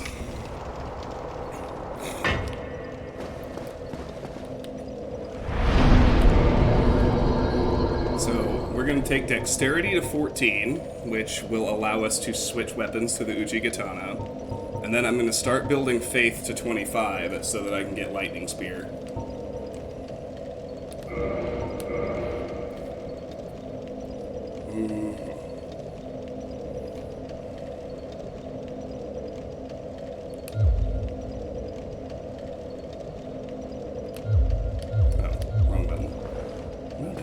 Okay, so let's switch weapons now. Get the Uchigatana on. And going to go ahead and equip the short bow in the second slot as well, because it is time to get the Drake Sword.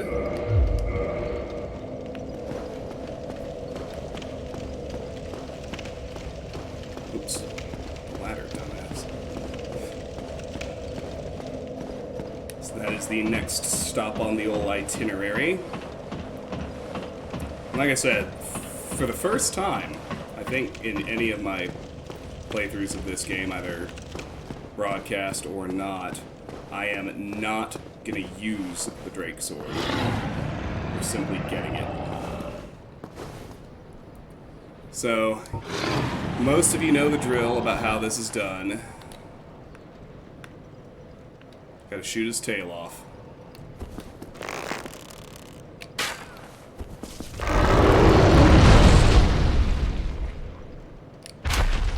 So I have found, generally, that this is the most consistent spot to be able to hit it twice on every cycle.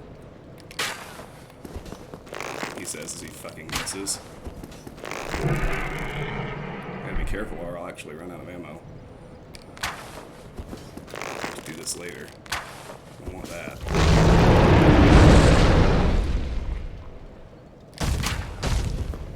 And I was slow on the second shot.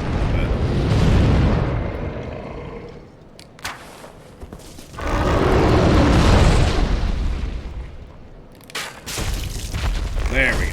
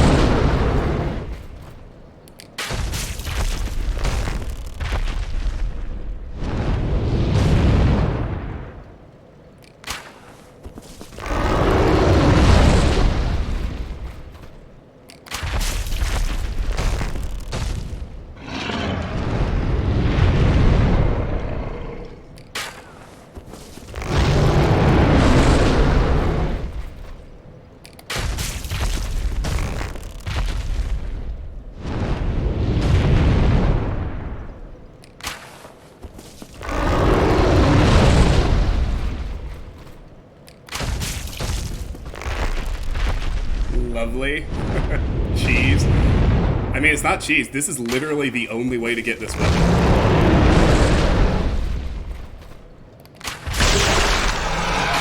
And we've done it. Yahoo. Drake Sword.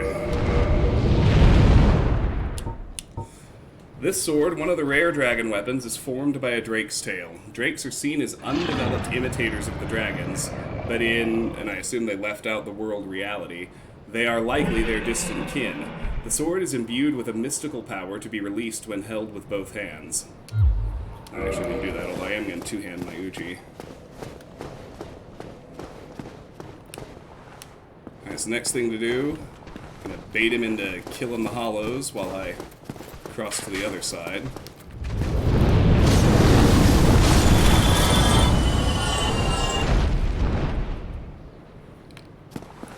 Then, if we wait him out, he will eventually come down to the bridge, and we can just do the sprint past him to get to the parish bonfire.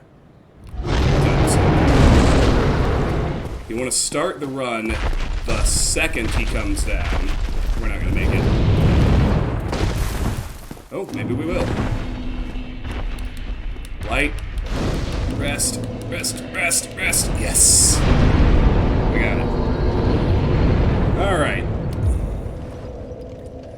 So at this point, that douche nozzle leaves. He comes back if we come back from the other side of the bridge, which is good, because of course in any proper 100% run, we do eventually want to kill him. For now, we can get the items on the bridge.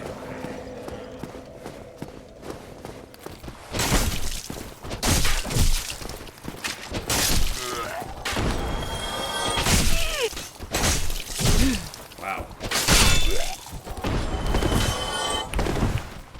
It's going to turn out to be a good thing I decided to rest.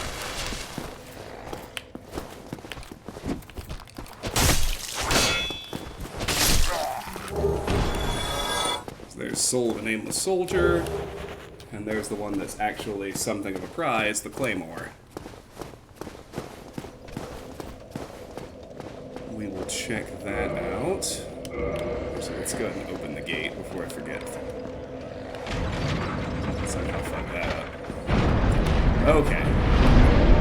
We'll level up again. Take Faith to 17. And let's check out our Claymore before I forget that. This larger type of greatsword is normally wielded with 2 hands due to its weight. This highly flexible greatsword can be used to attack in swings or thrusts. Alright, so we can't do anything in here just yet. This is the Altar of Sunlight. We can join and do all of our interactions with the Warriors of Sunlight Covenant here once we qualify. There are 2 ways to qualify. At baseline, you have to have at least 25 faith. There is a way to circumvent that a little, which is, of course, if you allow yourself to be summoned and assist other players in successfully killing a boss, every time you do that, the faith requirement drops by 5. So at the moment, at 17 faith, I would only need to assist twice, but I want to have Lightning Spear even faster than that. Plus, as a user of Lightning Spear, the extra faith will raise the damage of it anyway, because that's how it scales. So it's we'll be getting faith to 25, and eventually even higher than that. For now,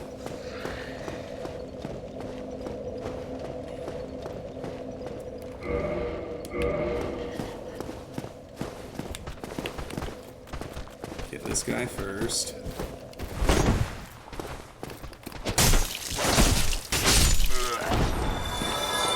Ooh, a drop. A hollow soldier shield. That's a good drop. And actually, I did forget something else I do naturally want to do. I'll have to kill that hollow again, but that's a... no, wait, I'll do it the next time in case this fucks up. And I end up back at the bonfire anyway. Well, no, that won't work, actually. Give me a second. Hollow soldier shield. Metal shield wielded by hollow soldiers. Heavily rusted, but sturdy, providing a strong defense. I want to kindle this bonfire. And I should really do that before I try the Black Knight, in case he destroys me and I lose my held humanity.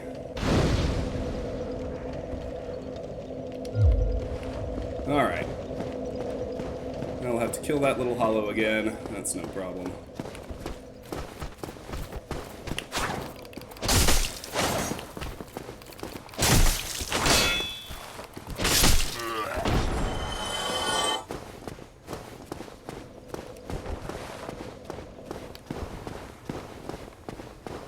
And now we're gonna Black Knight again. Now I find the easiest way to deal with him is actually to bait him all the way down to the bonfire and fight him in that little space. There are some ways that it's a little bit tighter, but the big advantage compared to the tower he starts on is that you don't have the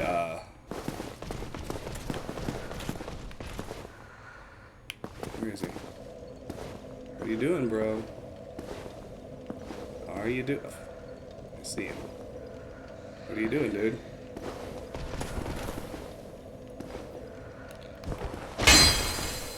Oh, did he glitch? Oh shit, he glitched.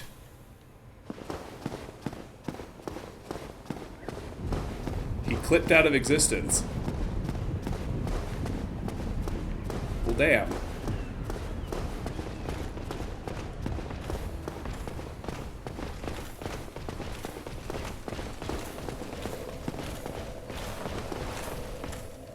Yeah, shit, there he is.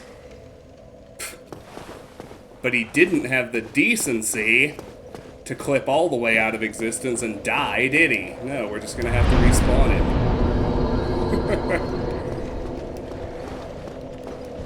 Trust me, guy, you don't need to be that afraid of me. You're gonna kill me at least once. Probably more like 3 to 5 times. Oh no, shit, he's still clipped out of existence. Is it not gonna let me kill him? He didn't respawn right. The hell is this?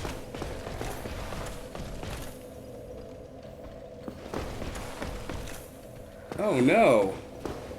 Yeah, let's try restarting the game. That might do it.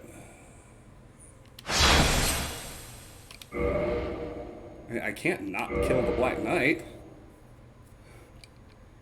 He could drop the Ultra Greatsword. Okay, that worked. Thanks, Diamond.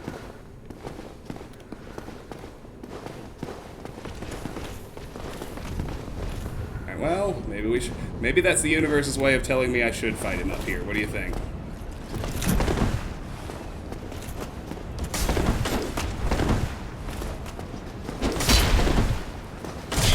Oh, shit. Thought I had it. Okay, now we are going down. Ah, so there, buddy. Can you make it, or are the spiral stairs gonna defeat you again? Let's go a little slower. I don't want whatever happened last time to happen again.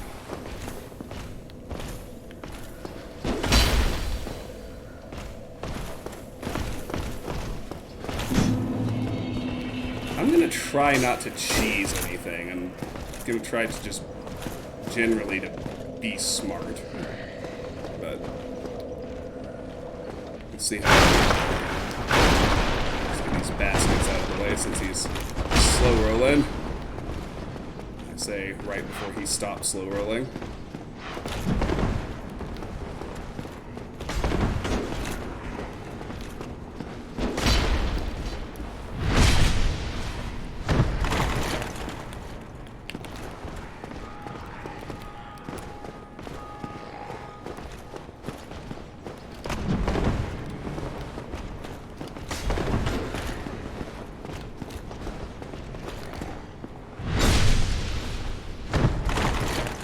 Alright, come on.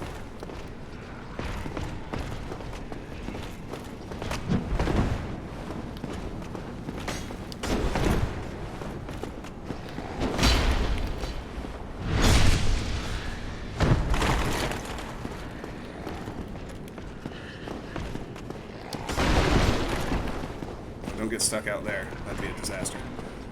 Okay, good.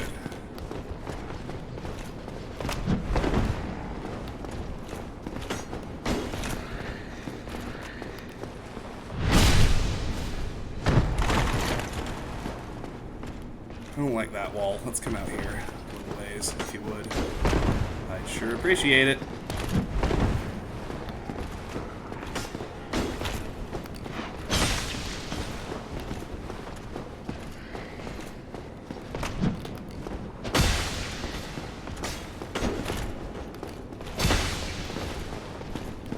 He's getting wise to me trying to go right.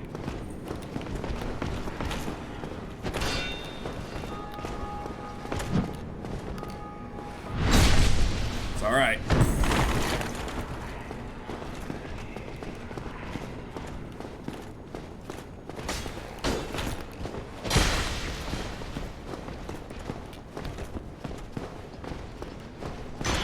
Ooh. Oh, shit.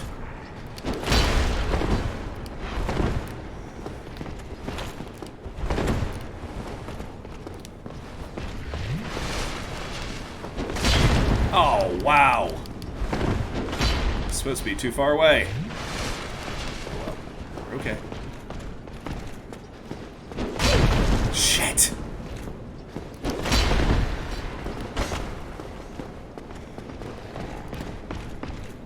Have to bait another attack before I actually try to heal.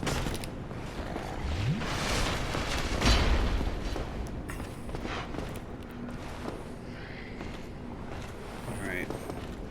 Get him away from the wall. Roll the first attack to get in close. Then you can hug right. That's the pattern with these pricks. Just gotta remember it, for fuck's sake. Gotta roll the first attack. Then you can get in close.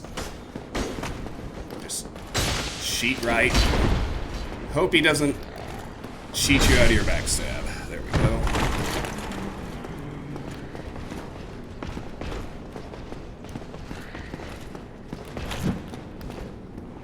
That should do her. Boom, baby. Titanite chunk. How about that? After I talked myself down, I managed not to get killed by that guy.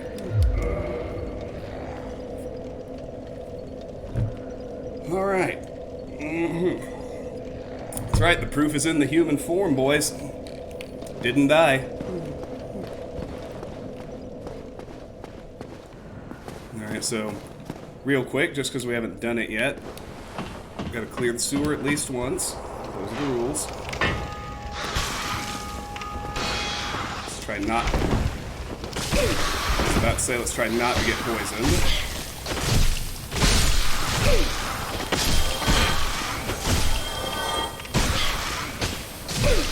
Keep hitting the wall! I'm gonna die to the rats! That'll happen.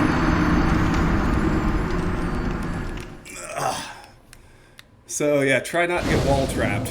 This time I'm gonna roll forward into their rooms the second I get down there.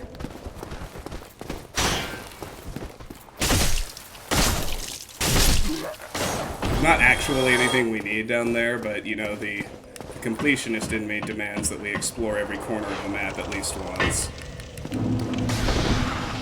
There we go.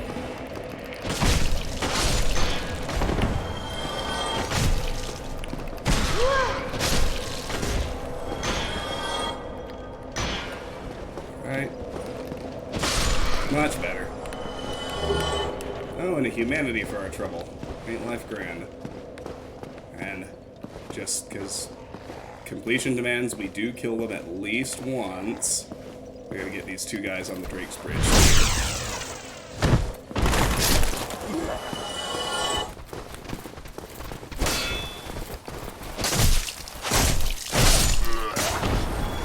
But then, once you get to this point, we're right back to where we shot the Drake's tail. We've closed the loop.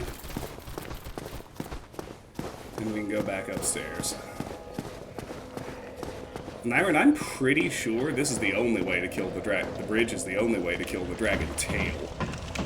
You can actually fight the dragon out on the bridge, but I don't think you ever actually have the space to cut his tail off out there. The bridge is too narrow.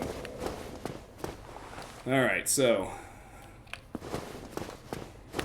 we can bait that guy, the one up there next to the Fang Boar, before anyone else is in aggro range. So that makes, I think it just makes sense to do that. If you can fight one enemy at a time, that is what you should do.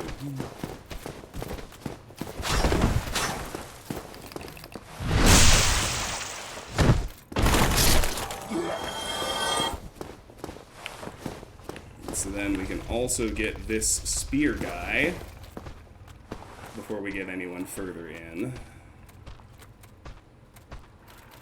Let's try and pull him back a little bit further so that he's actually in the hallway.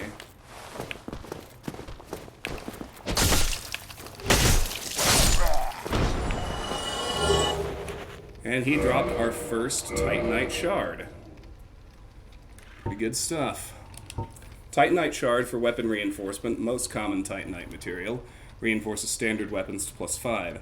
Titanite shards are fragments of legendary slabs. Titanite is etched into weapons to reinforce. Alright, so now we're going to go up these stairs to the right.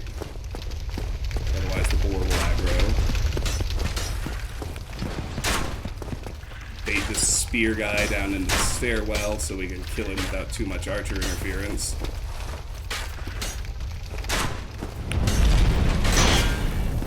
Or at least a little further out of their direct line of sight.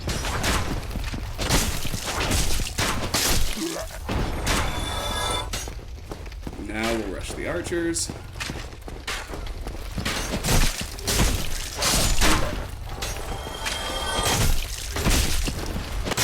Want to fall off this bridge. That's a dangerous thing to do. So you can see there's one more hollow rushing up here to fight us. We got another Titanite shard. We got 4 alluring skulls. Before we mess with anything else, let's get that guy who's trying to rush us. Fucker. Alright. Still need to get the big ugly boar out of the way, but let's look at the alluring skulls we got, our new item. A skull with meekly lingering souls. Throw to shatter and spread souls to attract certain types of enemies. Souls are a concentration of life, and the life-starved hollows are lured by its power. Not effective for all enemies. Alright, so let's equip these right quick. These are the obvious intended way to kill the Fang Boar. Otherwise, why the hell else would the devs put the only alluring skulls you find in the game right above this big fire? You tell me. Let's throw the alluring skull in the fire, or we'll walk right into it. 3 hits is pretty good. Wow, 6 is incredible.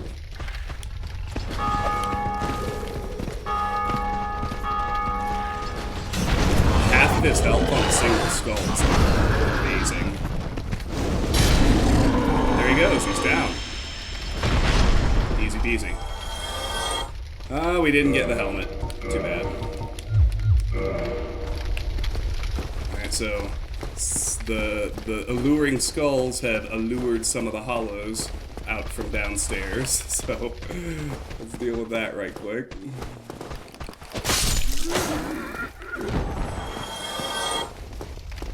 He might actually be the only one, but... Yeah, so I let the gate close. I don't care about which route we take. We're gonna be fine either way. Let's start making our way through what is now the only way open to us. This is one of my favorite things to do with the Uchi. The dash attack is incredible.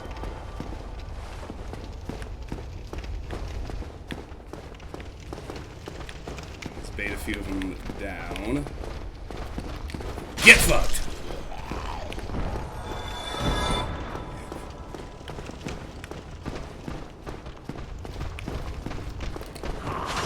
Oh no! I missed! And after I cockily said, get fucked. It's the worst kind of miss.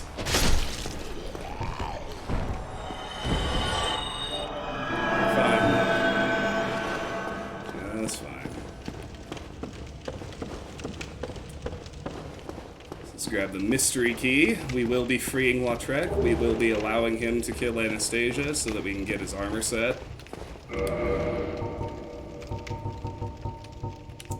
The purpose of this key is unknown. It appears to be a basic prison cell key.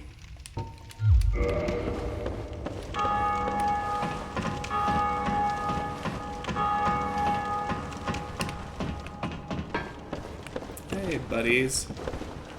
How we doing?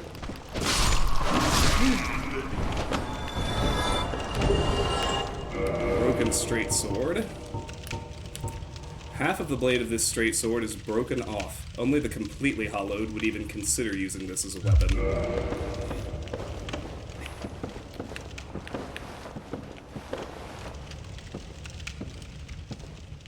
A little good old-fashioned FromSoft platforming to get another large soul of the lost undead.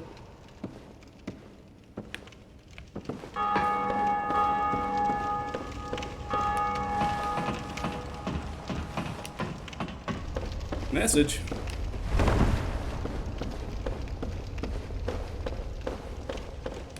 Illusory wall ahead. And it's got a 33,000 rating. And that's a complete lie.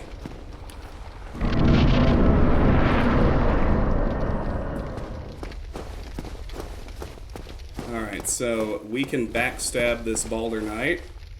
That's definitely the simplest way to get by him and get the Knight Shield. So let's hope we can pull that off.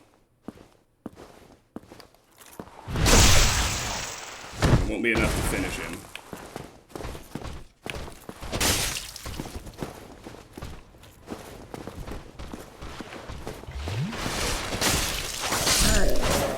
Ha-ha! How the turntables!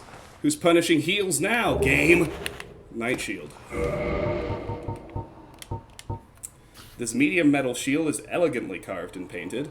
Although it is thought to have been used by ancient knights of the nobility, its defense capabilities are similar to other shields.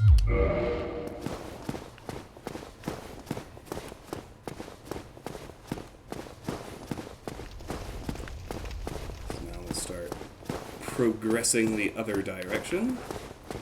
Spear hollow in here.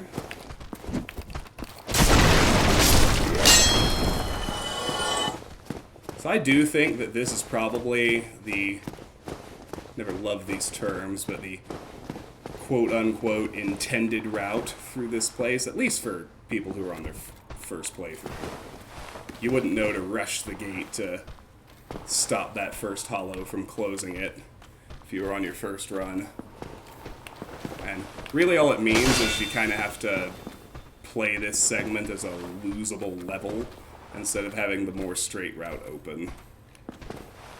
That's alright, we gotta try not to fuck up. He really wants us to run all the way outside because that'll aggro his Balder Knight buddy. I'm trying not to do that and to get him first. Let's see if I can bait an attack out of him. Oh, yeah, I can.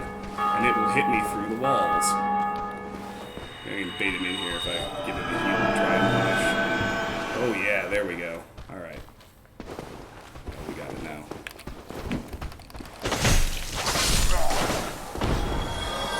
Heal, buddy. Alright, now let's have a shield out for this next one.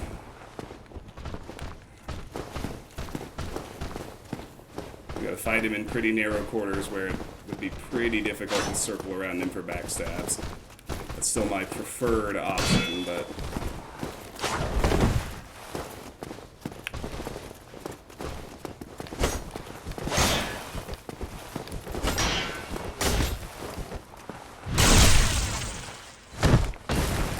a two-hand real quick, I should be able to get him with a slash as he's getting back up. Alright, he's down.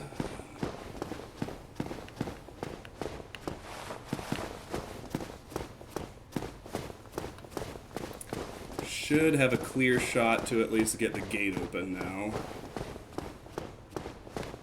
There's one more. Yeah, oh yeah, the one hollow soldier who closed it in the first place is down here.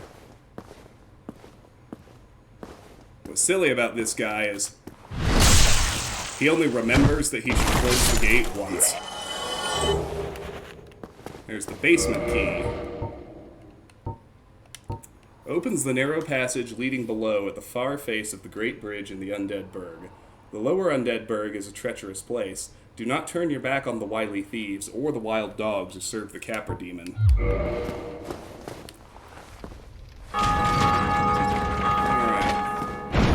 So we got the gate open. So that'll be open the rest of the game. We never have to worry about it again. Which is awesome. Here's a pretty good weapon. I won't be using it this run, but I really like the halberd. It's a fun one to play around with. Long-hilted weapon, mixing spear and axe, is difficult to handle, requiring both strength and dexterity. The halberd has two elementary attacks, spear-like thrusting and large sweeping swings. However, one false swing and the wielder is left wide open.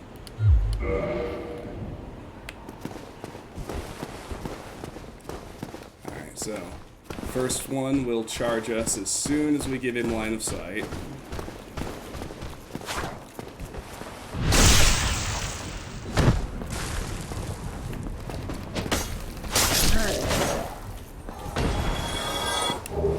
Balder Shield. Another pretty great drop.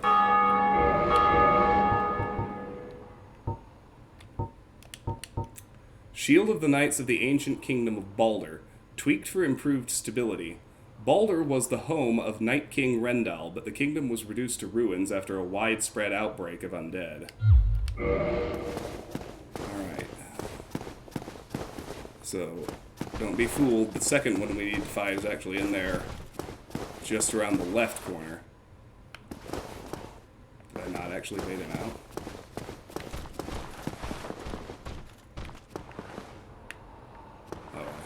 I heard him taking steps, but he wasn't aggroed. There he goes. Once that shield comes up, that's when he's aggroed.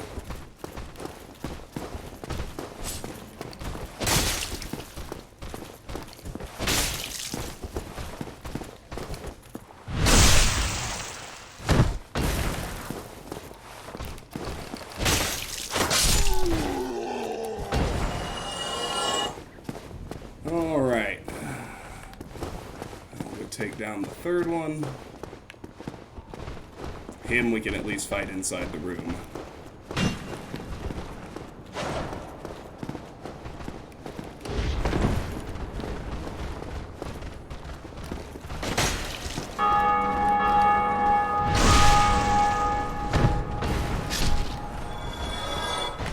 I had him already. Okay, now up above us is the Hollow Army and the Channeler. The Channeler is such a massive pain in the ass that we're gonna try and get him with archery from down here. Should be able to line it up so that it works.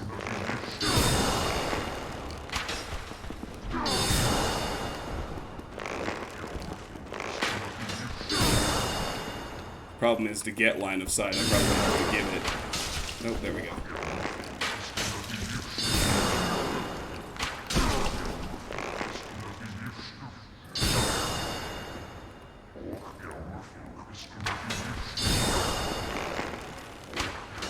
Oh, wow. That headshot actually worked out really poorly for me.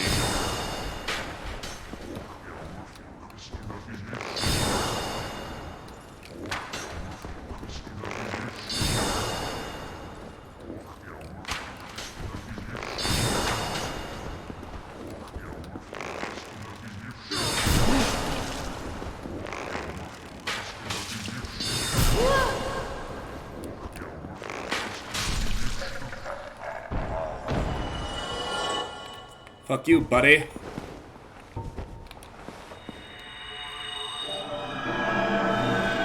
Alright, so the good news is he does not respawn. Oh, shit. I thought I had switched back to my shield already. Alright, so this guy, he didn't drop anything, did he? I don't think so. Alright, so we're gonna fight our first Tower Knight here. There are a few of these guys in the game. They're not too bad.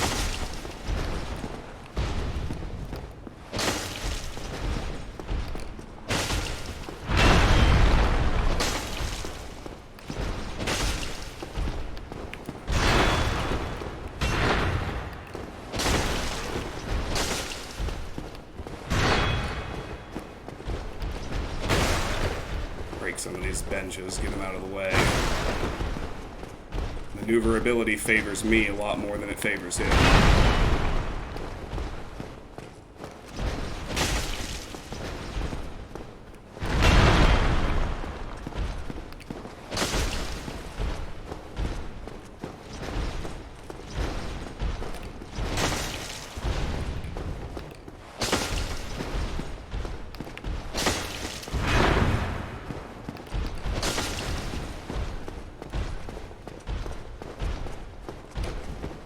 Attack.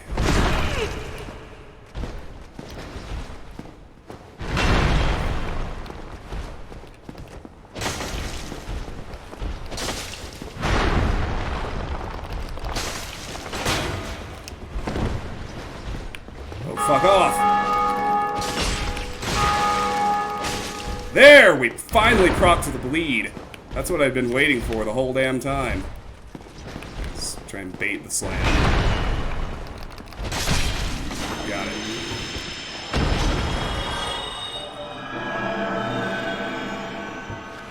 Okay, so he'll drop a Titanite shard, that's guaranteed, but the real prize, of course, is the Firekeeper soul back here. Saint ahead. I guess technically that's true. Alright, so there's our second Firekeeper soul. Excellent item to have on board.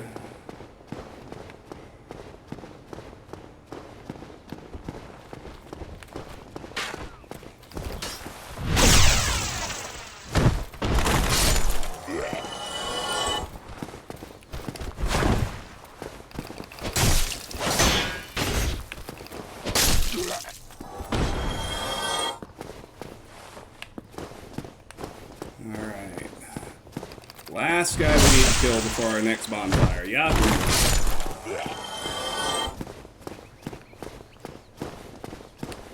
Safe zone ahead, indeed. Although before I rest at a bonfire, Just on the tiny, tiny off chance it happened, I need to be certain the channeler didn't drop anything. Let me get to where I can clearly see. Yeah, no, there's nothing on that corpse, is there?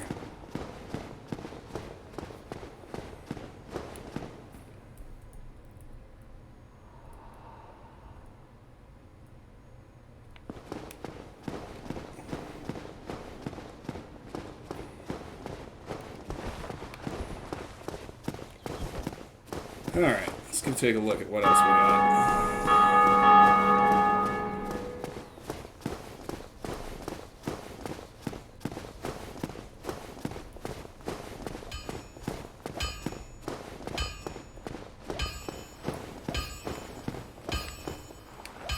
Tight spot. That's funny. Charmer ahead. I don't know if he's talking about Siegmeyer or Andre, but either way, he's right. Let's go visit Siegmeyer right quick. Talking to him here is optional. He will move later on, and will be able to continue his quest line regardless, but why wouldn't you want all the dialogue? That's what I always say. Try elation. Fatty ahead. Saint ahead. Be wary of switch. Alright.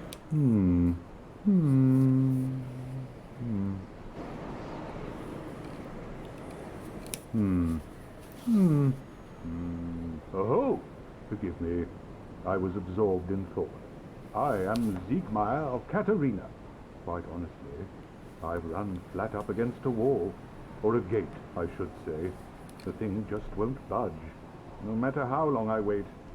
And oh, have I waited. So here I sit, in quite a pickle, weighing my options, so to speak.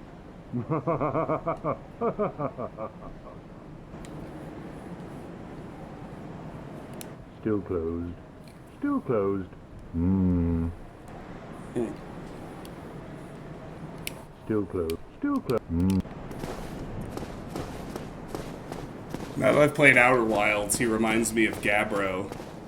I don't know if y'all remember the different astronauts in Outer Wilds, but Gabbro was the one who said, you know, I tried everything I could think of to get through there, and neither of them worked. Alright.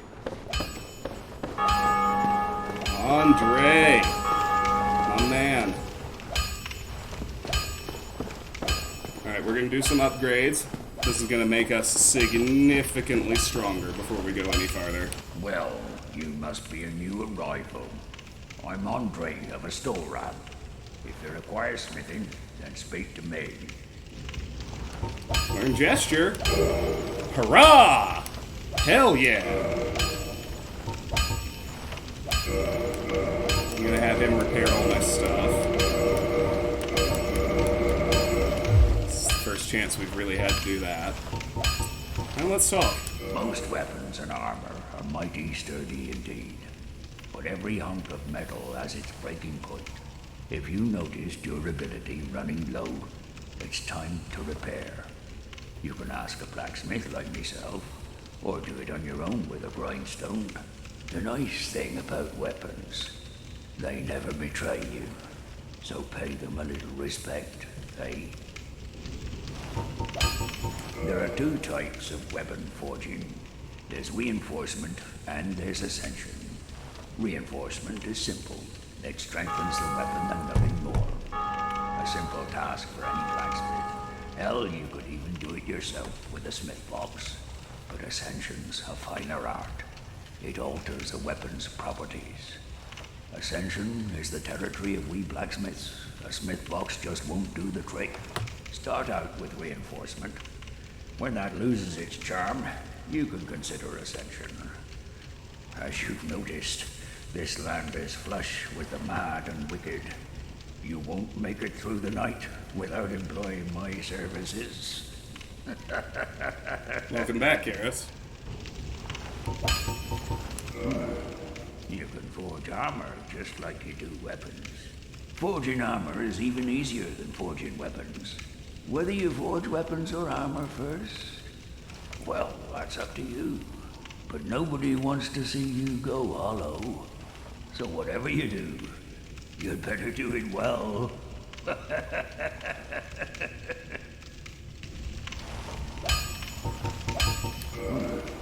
You forge it with it, but nobody he's repeating wants to now. So first thing I want to do is just purchase up to 9 Titanite shards. So based on what's dropped so far, I need to buy 6. Praise the builder! Yes, indeed. Alright.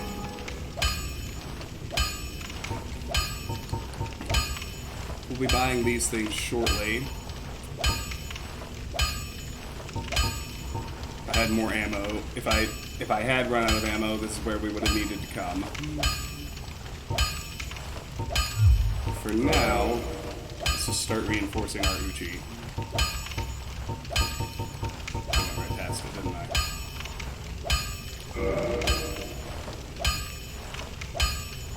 Alright, so with everything I have, I should be able to go ahead and take it all the way to +5.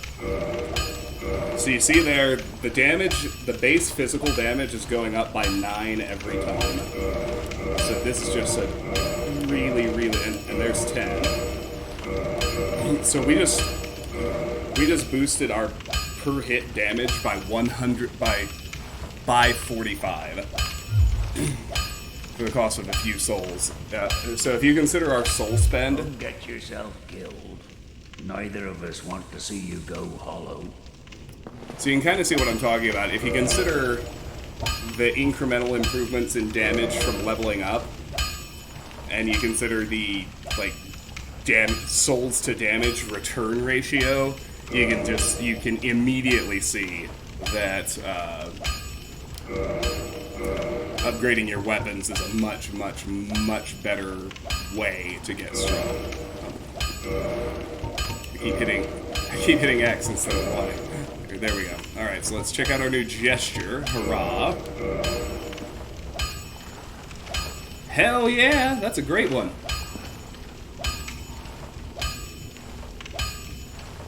Okay.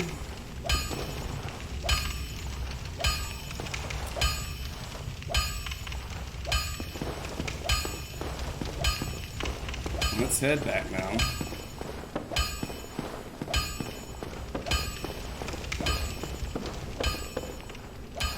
Now we'll actually use the spawn fire. No, this game does not have level scaling enemies. Everything in this game is static difficulty except for the online elements. So we have 2 held humanity on board, which is great. We'll reverse hollowing and kindle the spawn fire.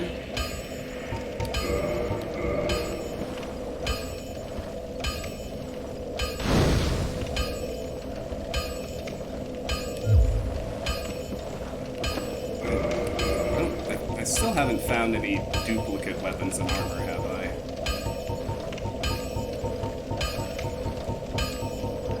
No, we're good. Okay. Awesome.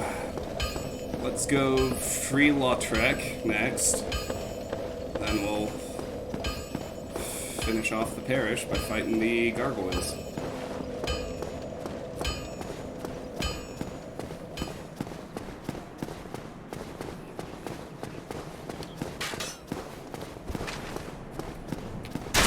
Alright, so remember what was going on last time.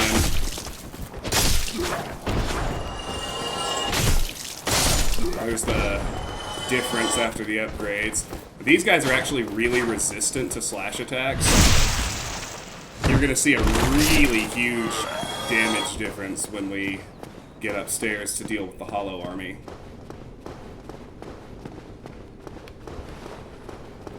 Because we've got a pretty inconveniently positioned Balder Knight here.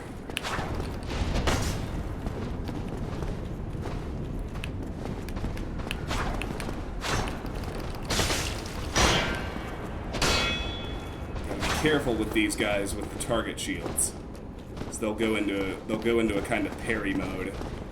If you try to hit them when they're just like parked with their shield up, they will parry you and they will stab you in the face, and it will do a lot of damage.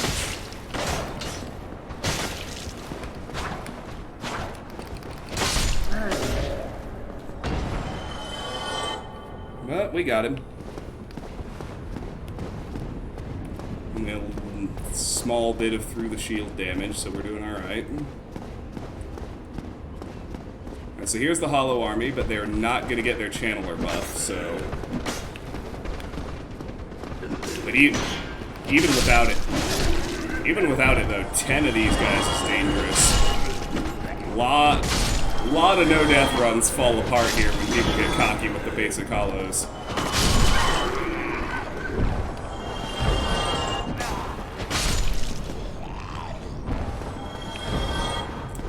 Alright, that's all 10. Alright, I didn't do anything that would have despawned a drop, so in fact, no, our channeler did not drop the trident. If the very first channeler drops a trident, you are on a god tier quest for Knight's Honor. We did get the Black Knight sword from the first one. That's genuinely pretty good.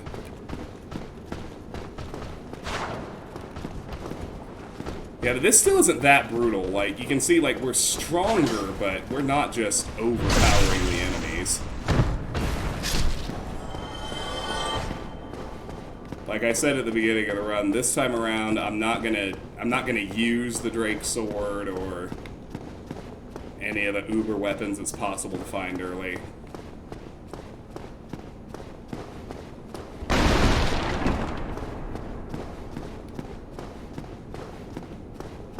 I'll collect the Drake sword because it's required to get Knight's Honor, but Wretch ahead, rating 96. Hey, buddy. Oh, still human, are you? Then I am in luck. Could you help me? As you can see, I am stuck without recourse.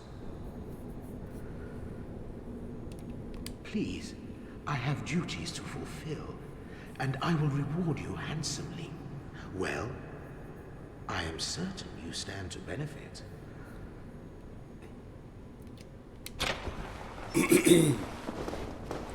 I actually wanted to keep talking, Thank but you. that's okay. Yes, sincerely. I am Knight Lautrec of Karim. I truly appreciate this, and I guarantee a reward. Only later. Yes, very sorry. Your reward will have to wait. I've just been freed. Allow me some time. I am free. Oops. He said, now I can get back to work. I am free. Alright, so... Might be tempted to straight rush the gargoyles, but... We've got a shortcut to open and... a little bit of powering up to do before that makes sense. And incidentally...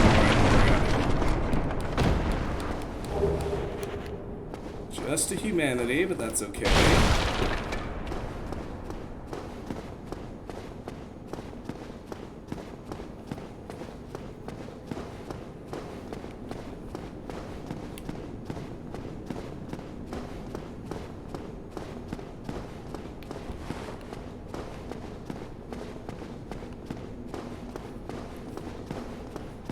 Unfortunately, the Balder Knight and the Hollows will respawn even if we don't rest at the Firelink bonfire, so might as well rest.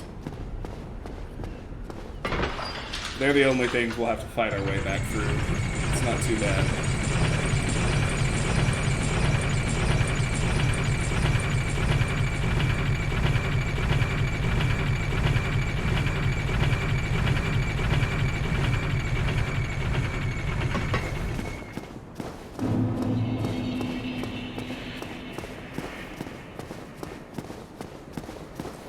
Alright. We've been gone a while. We left and came back, so let's see if our crestfallen warrior has anything to say. Anything new to say, I should clarify. Don't you ever think to forge your weapons? You'd better find a smith box soon, unless you enjoy swinging about with blunt instruments.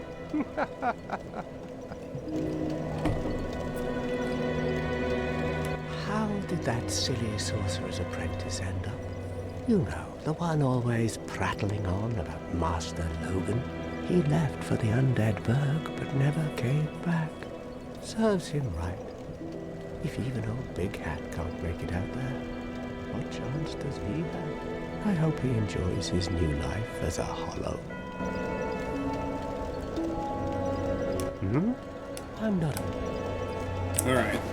So now let's go down and talk to Lautrec. He's relocated here. Ah, hello there. I have your reward.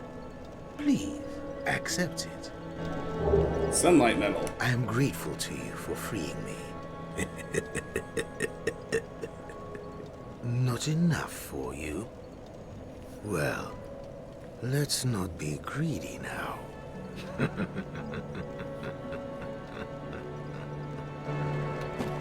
Okay, so there's our first Sunlight Metal. We ultimately need 10 of these. We can get several for free throughout the game. I'm gonna... Like, if I don't kill the boss on the first try, I'm not... Like, if I'm struggling with a boss, I am not going to... You know, do humanity farming to try and summon Solaire every time. That's a waste of time, but at least my first attempt at each boss where you can summon him, I'm going to try to do it. Just because that cuts down on the number of Sunlight Metals I'll have to farm later. But apart from that, let's exhaust his dialogue. You again. What is it? Our futures are murky. Let's not be too friendly now.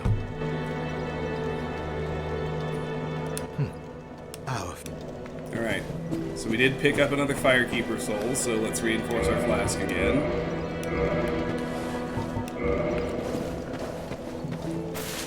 We can also check if Petrus has anything new to say. I'm not.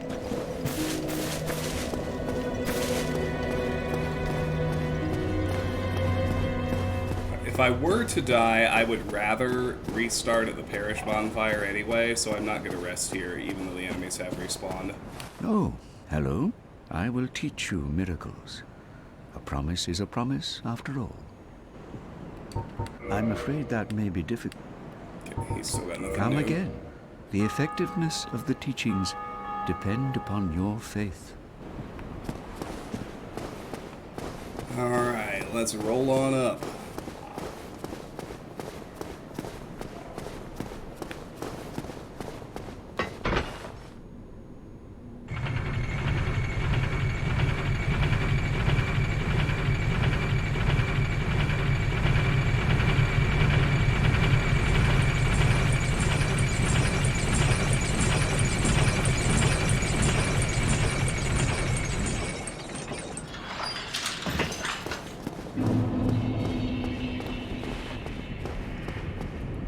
You can see, even though I have not rested at a bonfire, the enemies have all respawned. The area transition sometimes does it, no matter where you're actually transitioning to or from.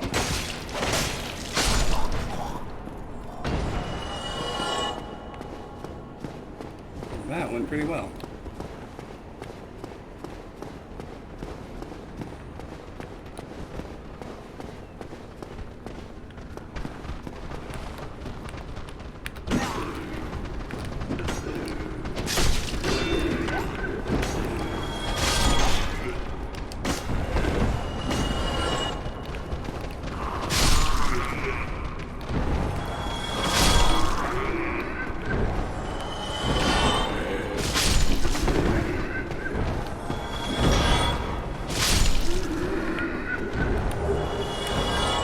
So I think that's actually our first duplicate item. Yeah, that's our second broken straight sword.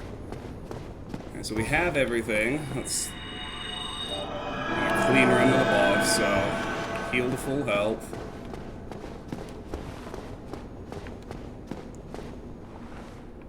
These are actual players. That's kind of fun, but I want things to be a little bit more predictable because I'm going to try to cut the tail. So I'm going to use Lautrec and Solaire.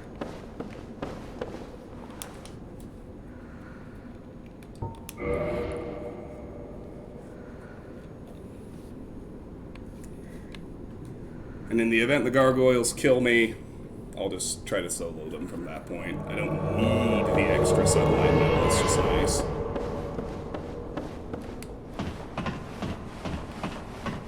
Yeah, if an NPC summon is available, I'll be trying to use it, because I almost feel like that's, like, storyline stuff. Try tail. Now, if I fail to cut the tail here, I'm not going to panic, because we have 2 more shots. There are 2 more gargoyles in Orlando. So you get 3 shots at this tail in New Game. That said, this is definitely the easiest place to get it. So, if you can get it here, you should.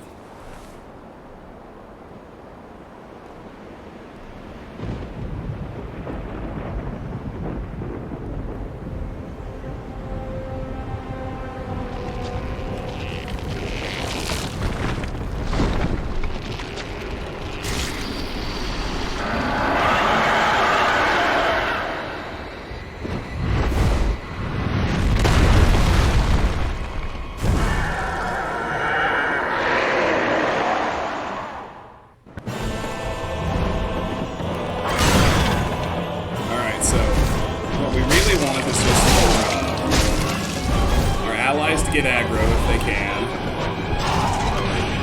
And we want to circle behind him and get to work on that tail.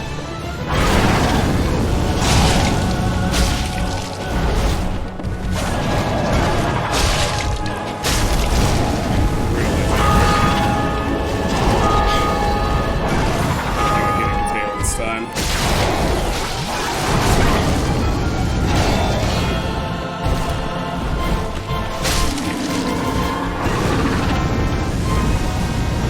I want to. I changed my mind. I want to get the tail.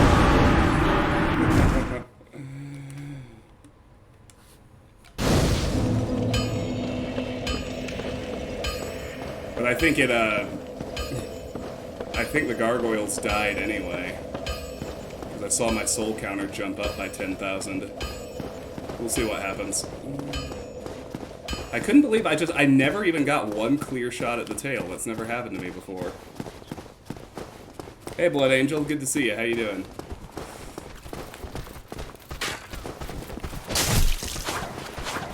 I didn't do shit that fight. My summons killed them all on their own. Come here.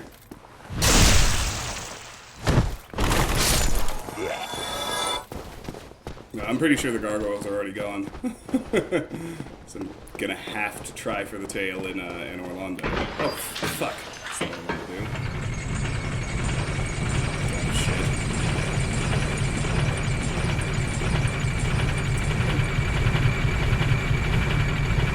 shit. Define lame. Magic is easy mode in the Dark Souls games. Generally speaking.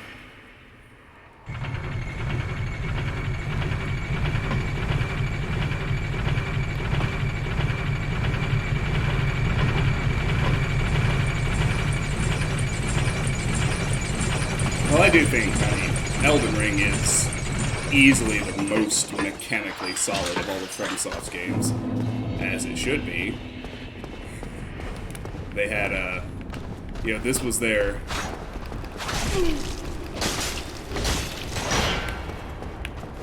Dark Souls 1 was their 2nd attempt at the formula after Demon Souls.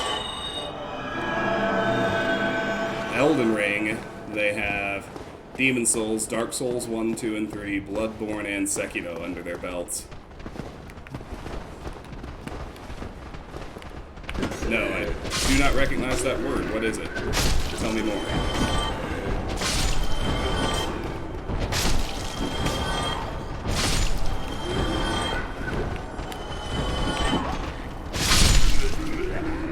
Wow. 4 in 1 hit. That's a fun little get.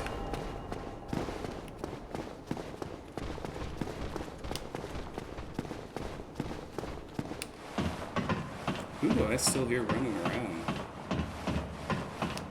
They should all definitely be dead. Yep, no fog gate. They're dead. Alright. Well, did I get my items? No. So, somehow it gave me the kill, but not the item drops. So I got like the worst of all possible worlds. I didn't get my sunlight medal, and I didn't get my tail axe. Oh well. 2 more shots at the tail axe. It's actually more than that if you count the New Game Plus runs we have to do, so...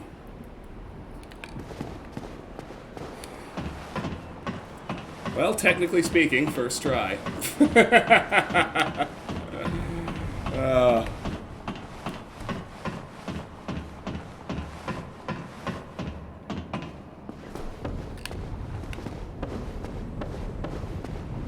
Alright, let's go ring the bell.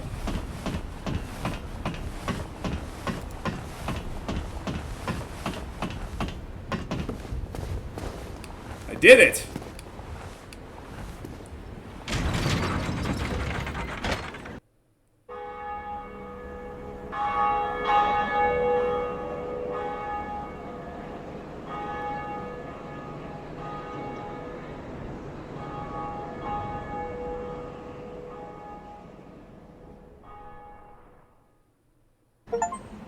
Alright, ring the bell, Undead Church. Ring Bell of Awakening at Undead Church. 70% of players have this achievement. Cool.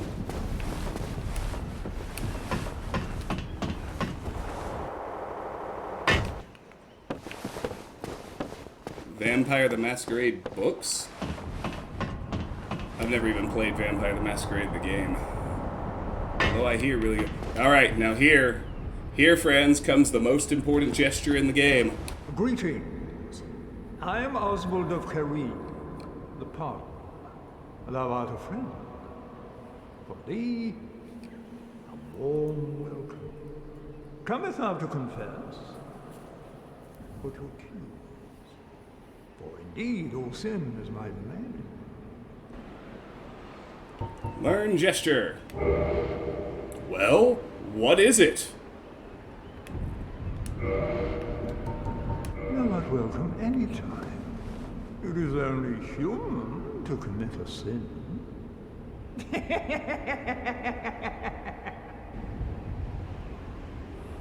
Alright. So here's the best gesture in the game.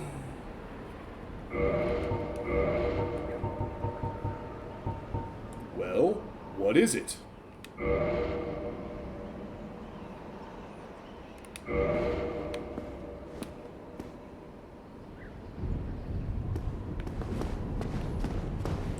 It's not the best. It is the second best gesture in the game.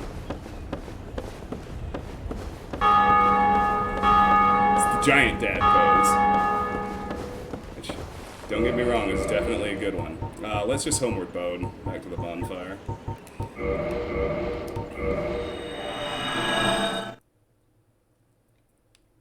Okay. So at this point, I'm gonna pop a couple souls. I want to get up to 17,000. Because I want to go ahead and take faith all the way to 25 at this point.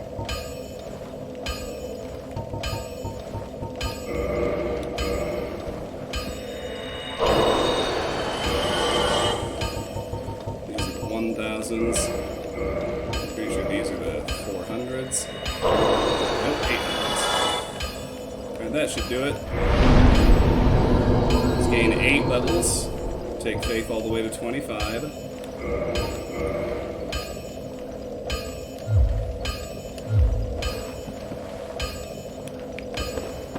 And let's repair our gear.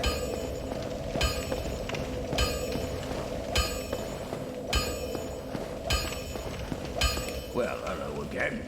You seem to be doing all right. Need anything forged? This is the old church. It was abandoned in favor of the church that you passed through. There are paths leading from here to 2 forbidden plains, Sen's Fortress and the Dark Root Garden. They attract all sorts of lunatics, no one as cultured as yourself. It's fine to be undead, but keep a level head, eh?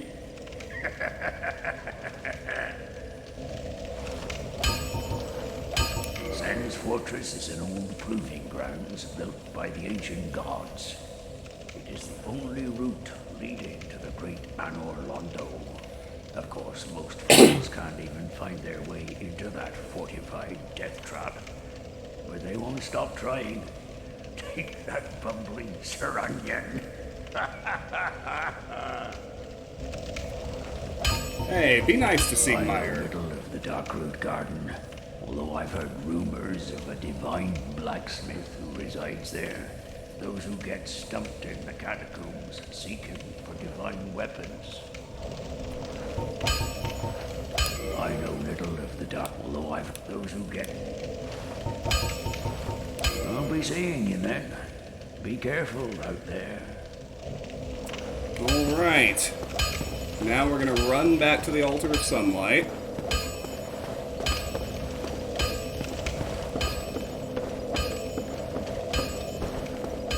I'm trying to think what the actual path of least resistance is. I think it's through the church, and not around it.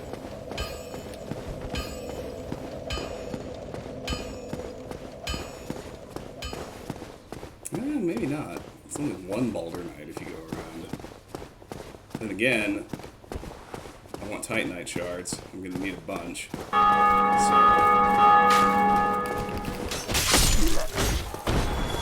Okay, so that's important info, and I should have tried it earlier. The upgraded Uchi, I can one-shot these guys with a two-hand slash, so I should obviously be two-handing it. I mean, if you can get a one-hit kill, that is the thing to do.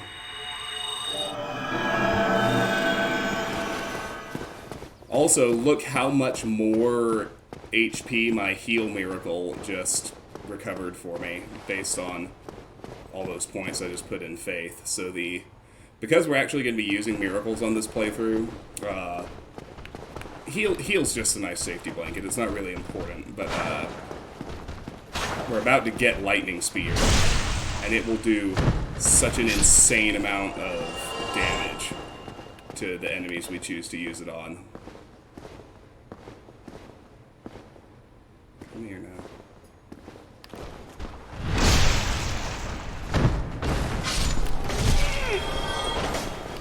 Hey, fuck you, buddy. I'm not your friend, buddy. I'm not your buddy, guy. I'm not your guy, friend. Get over here. Douche canoe. I'll wreck you. Yes, this is the game with the Mind Flayers in the Duke's Archives. Since you ask.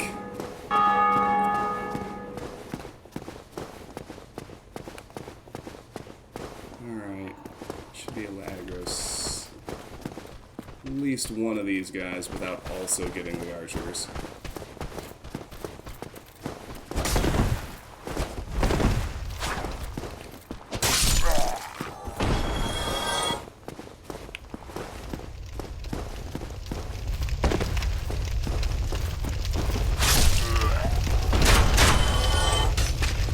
Charge attack to get through these others.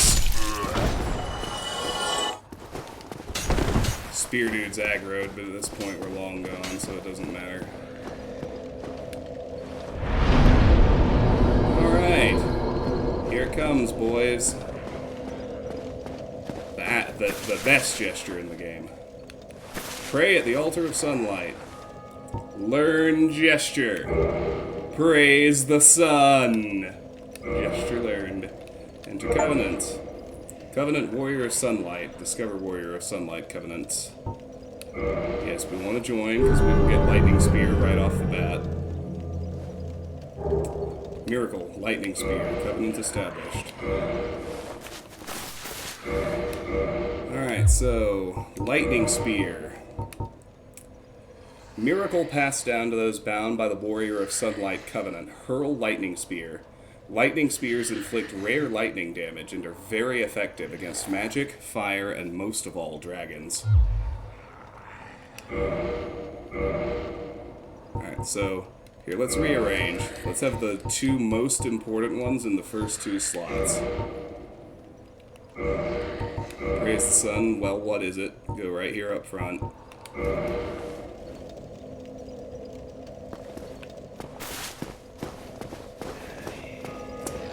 There it is. All right. So now, Lightning Spear. We'll have more attunement slots, but for now, Lightning Spear is way more important to have attuned than Heal is. So, what time is it?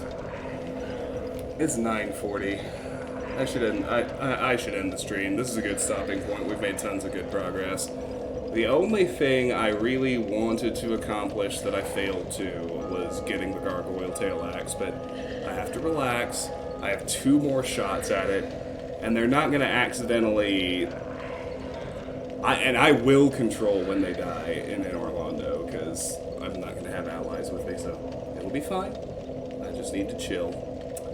But yeah, that's going to do it for me tonight. I'm going to be back on at some point tomorrow, just continuing this playthrough, because, like I said, my goal in it's pretty aspirational, even with 3 weeks. I'll have to make sure I stream somewhat regularly, which I think is fine.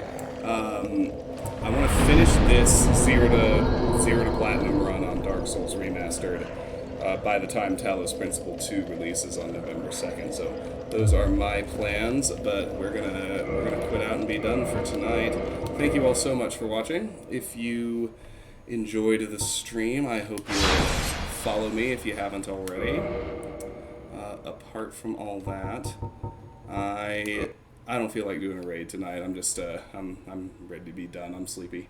I'm going to bed, so thank you all again. Have a lovely evening. I don't know exactly when I'll start tomorrow, but I'm wanting to do, one of my long, basically all day streams tomorrow. That's my aspiration, and I have literally nothing else to do tomorrow, so unless something unexpected happens, I should be on. I'll target probably about 10 a.m. my time, and then we'll spend the day in Lordran. So see y'all tomorrow. Have a nice night.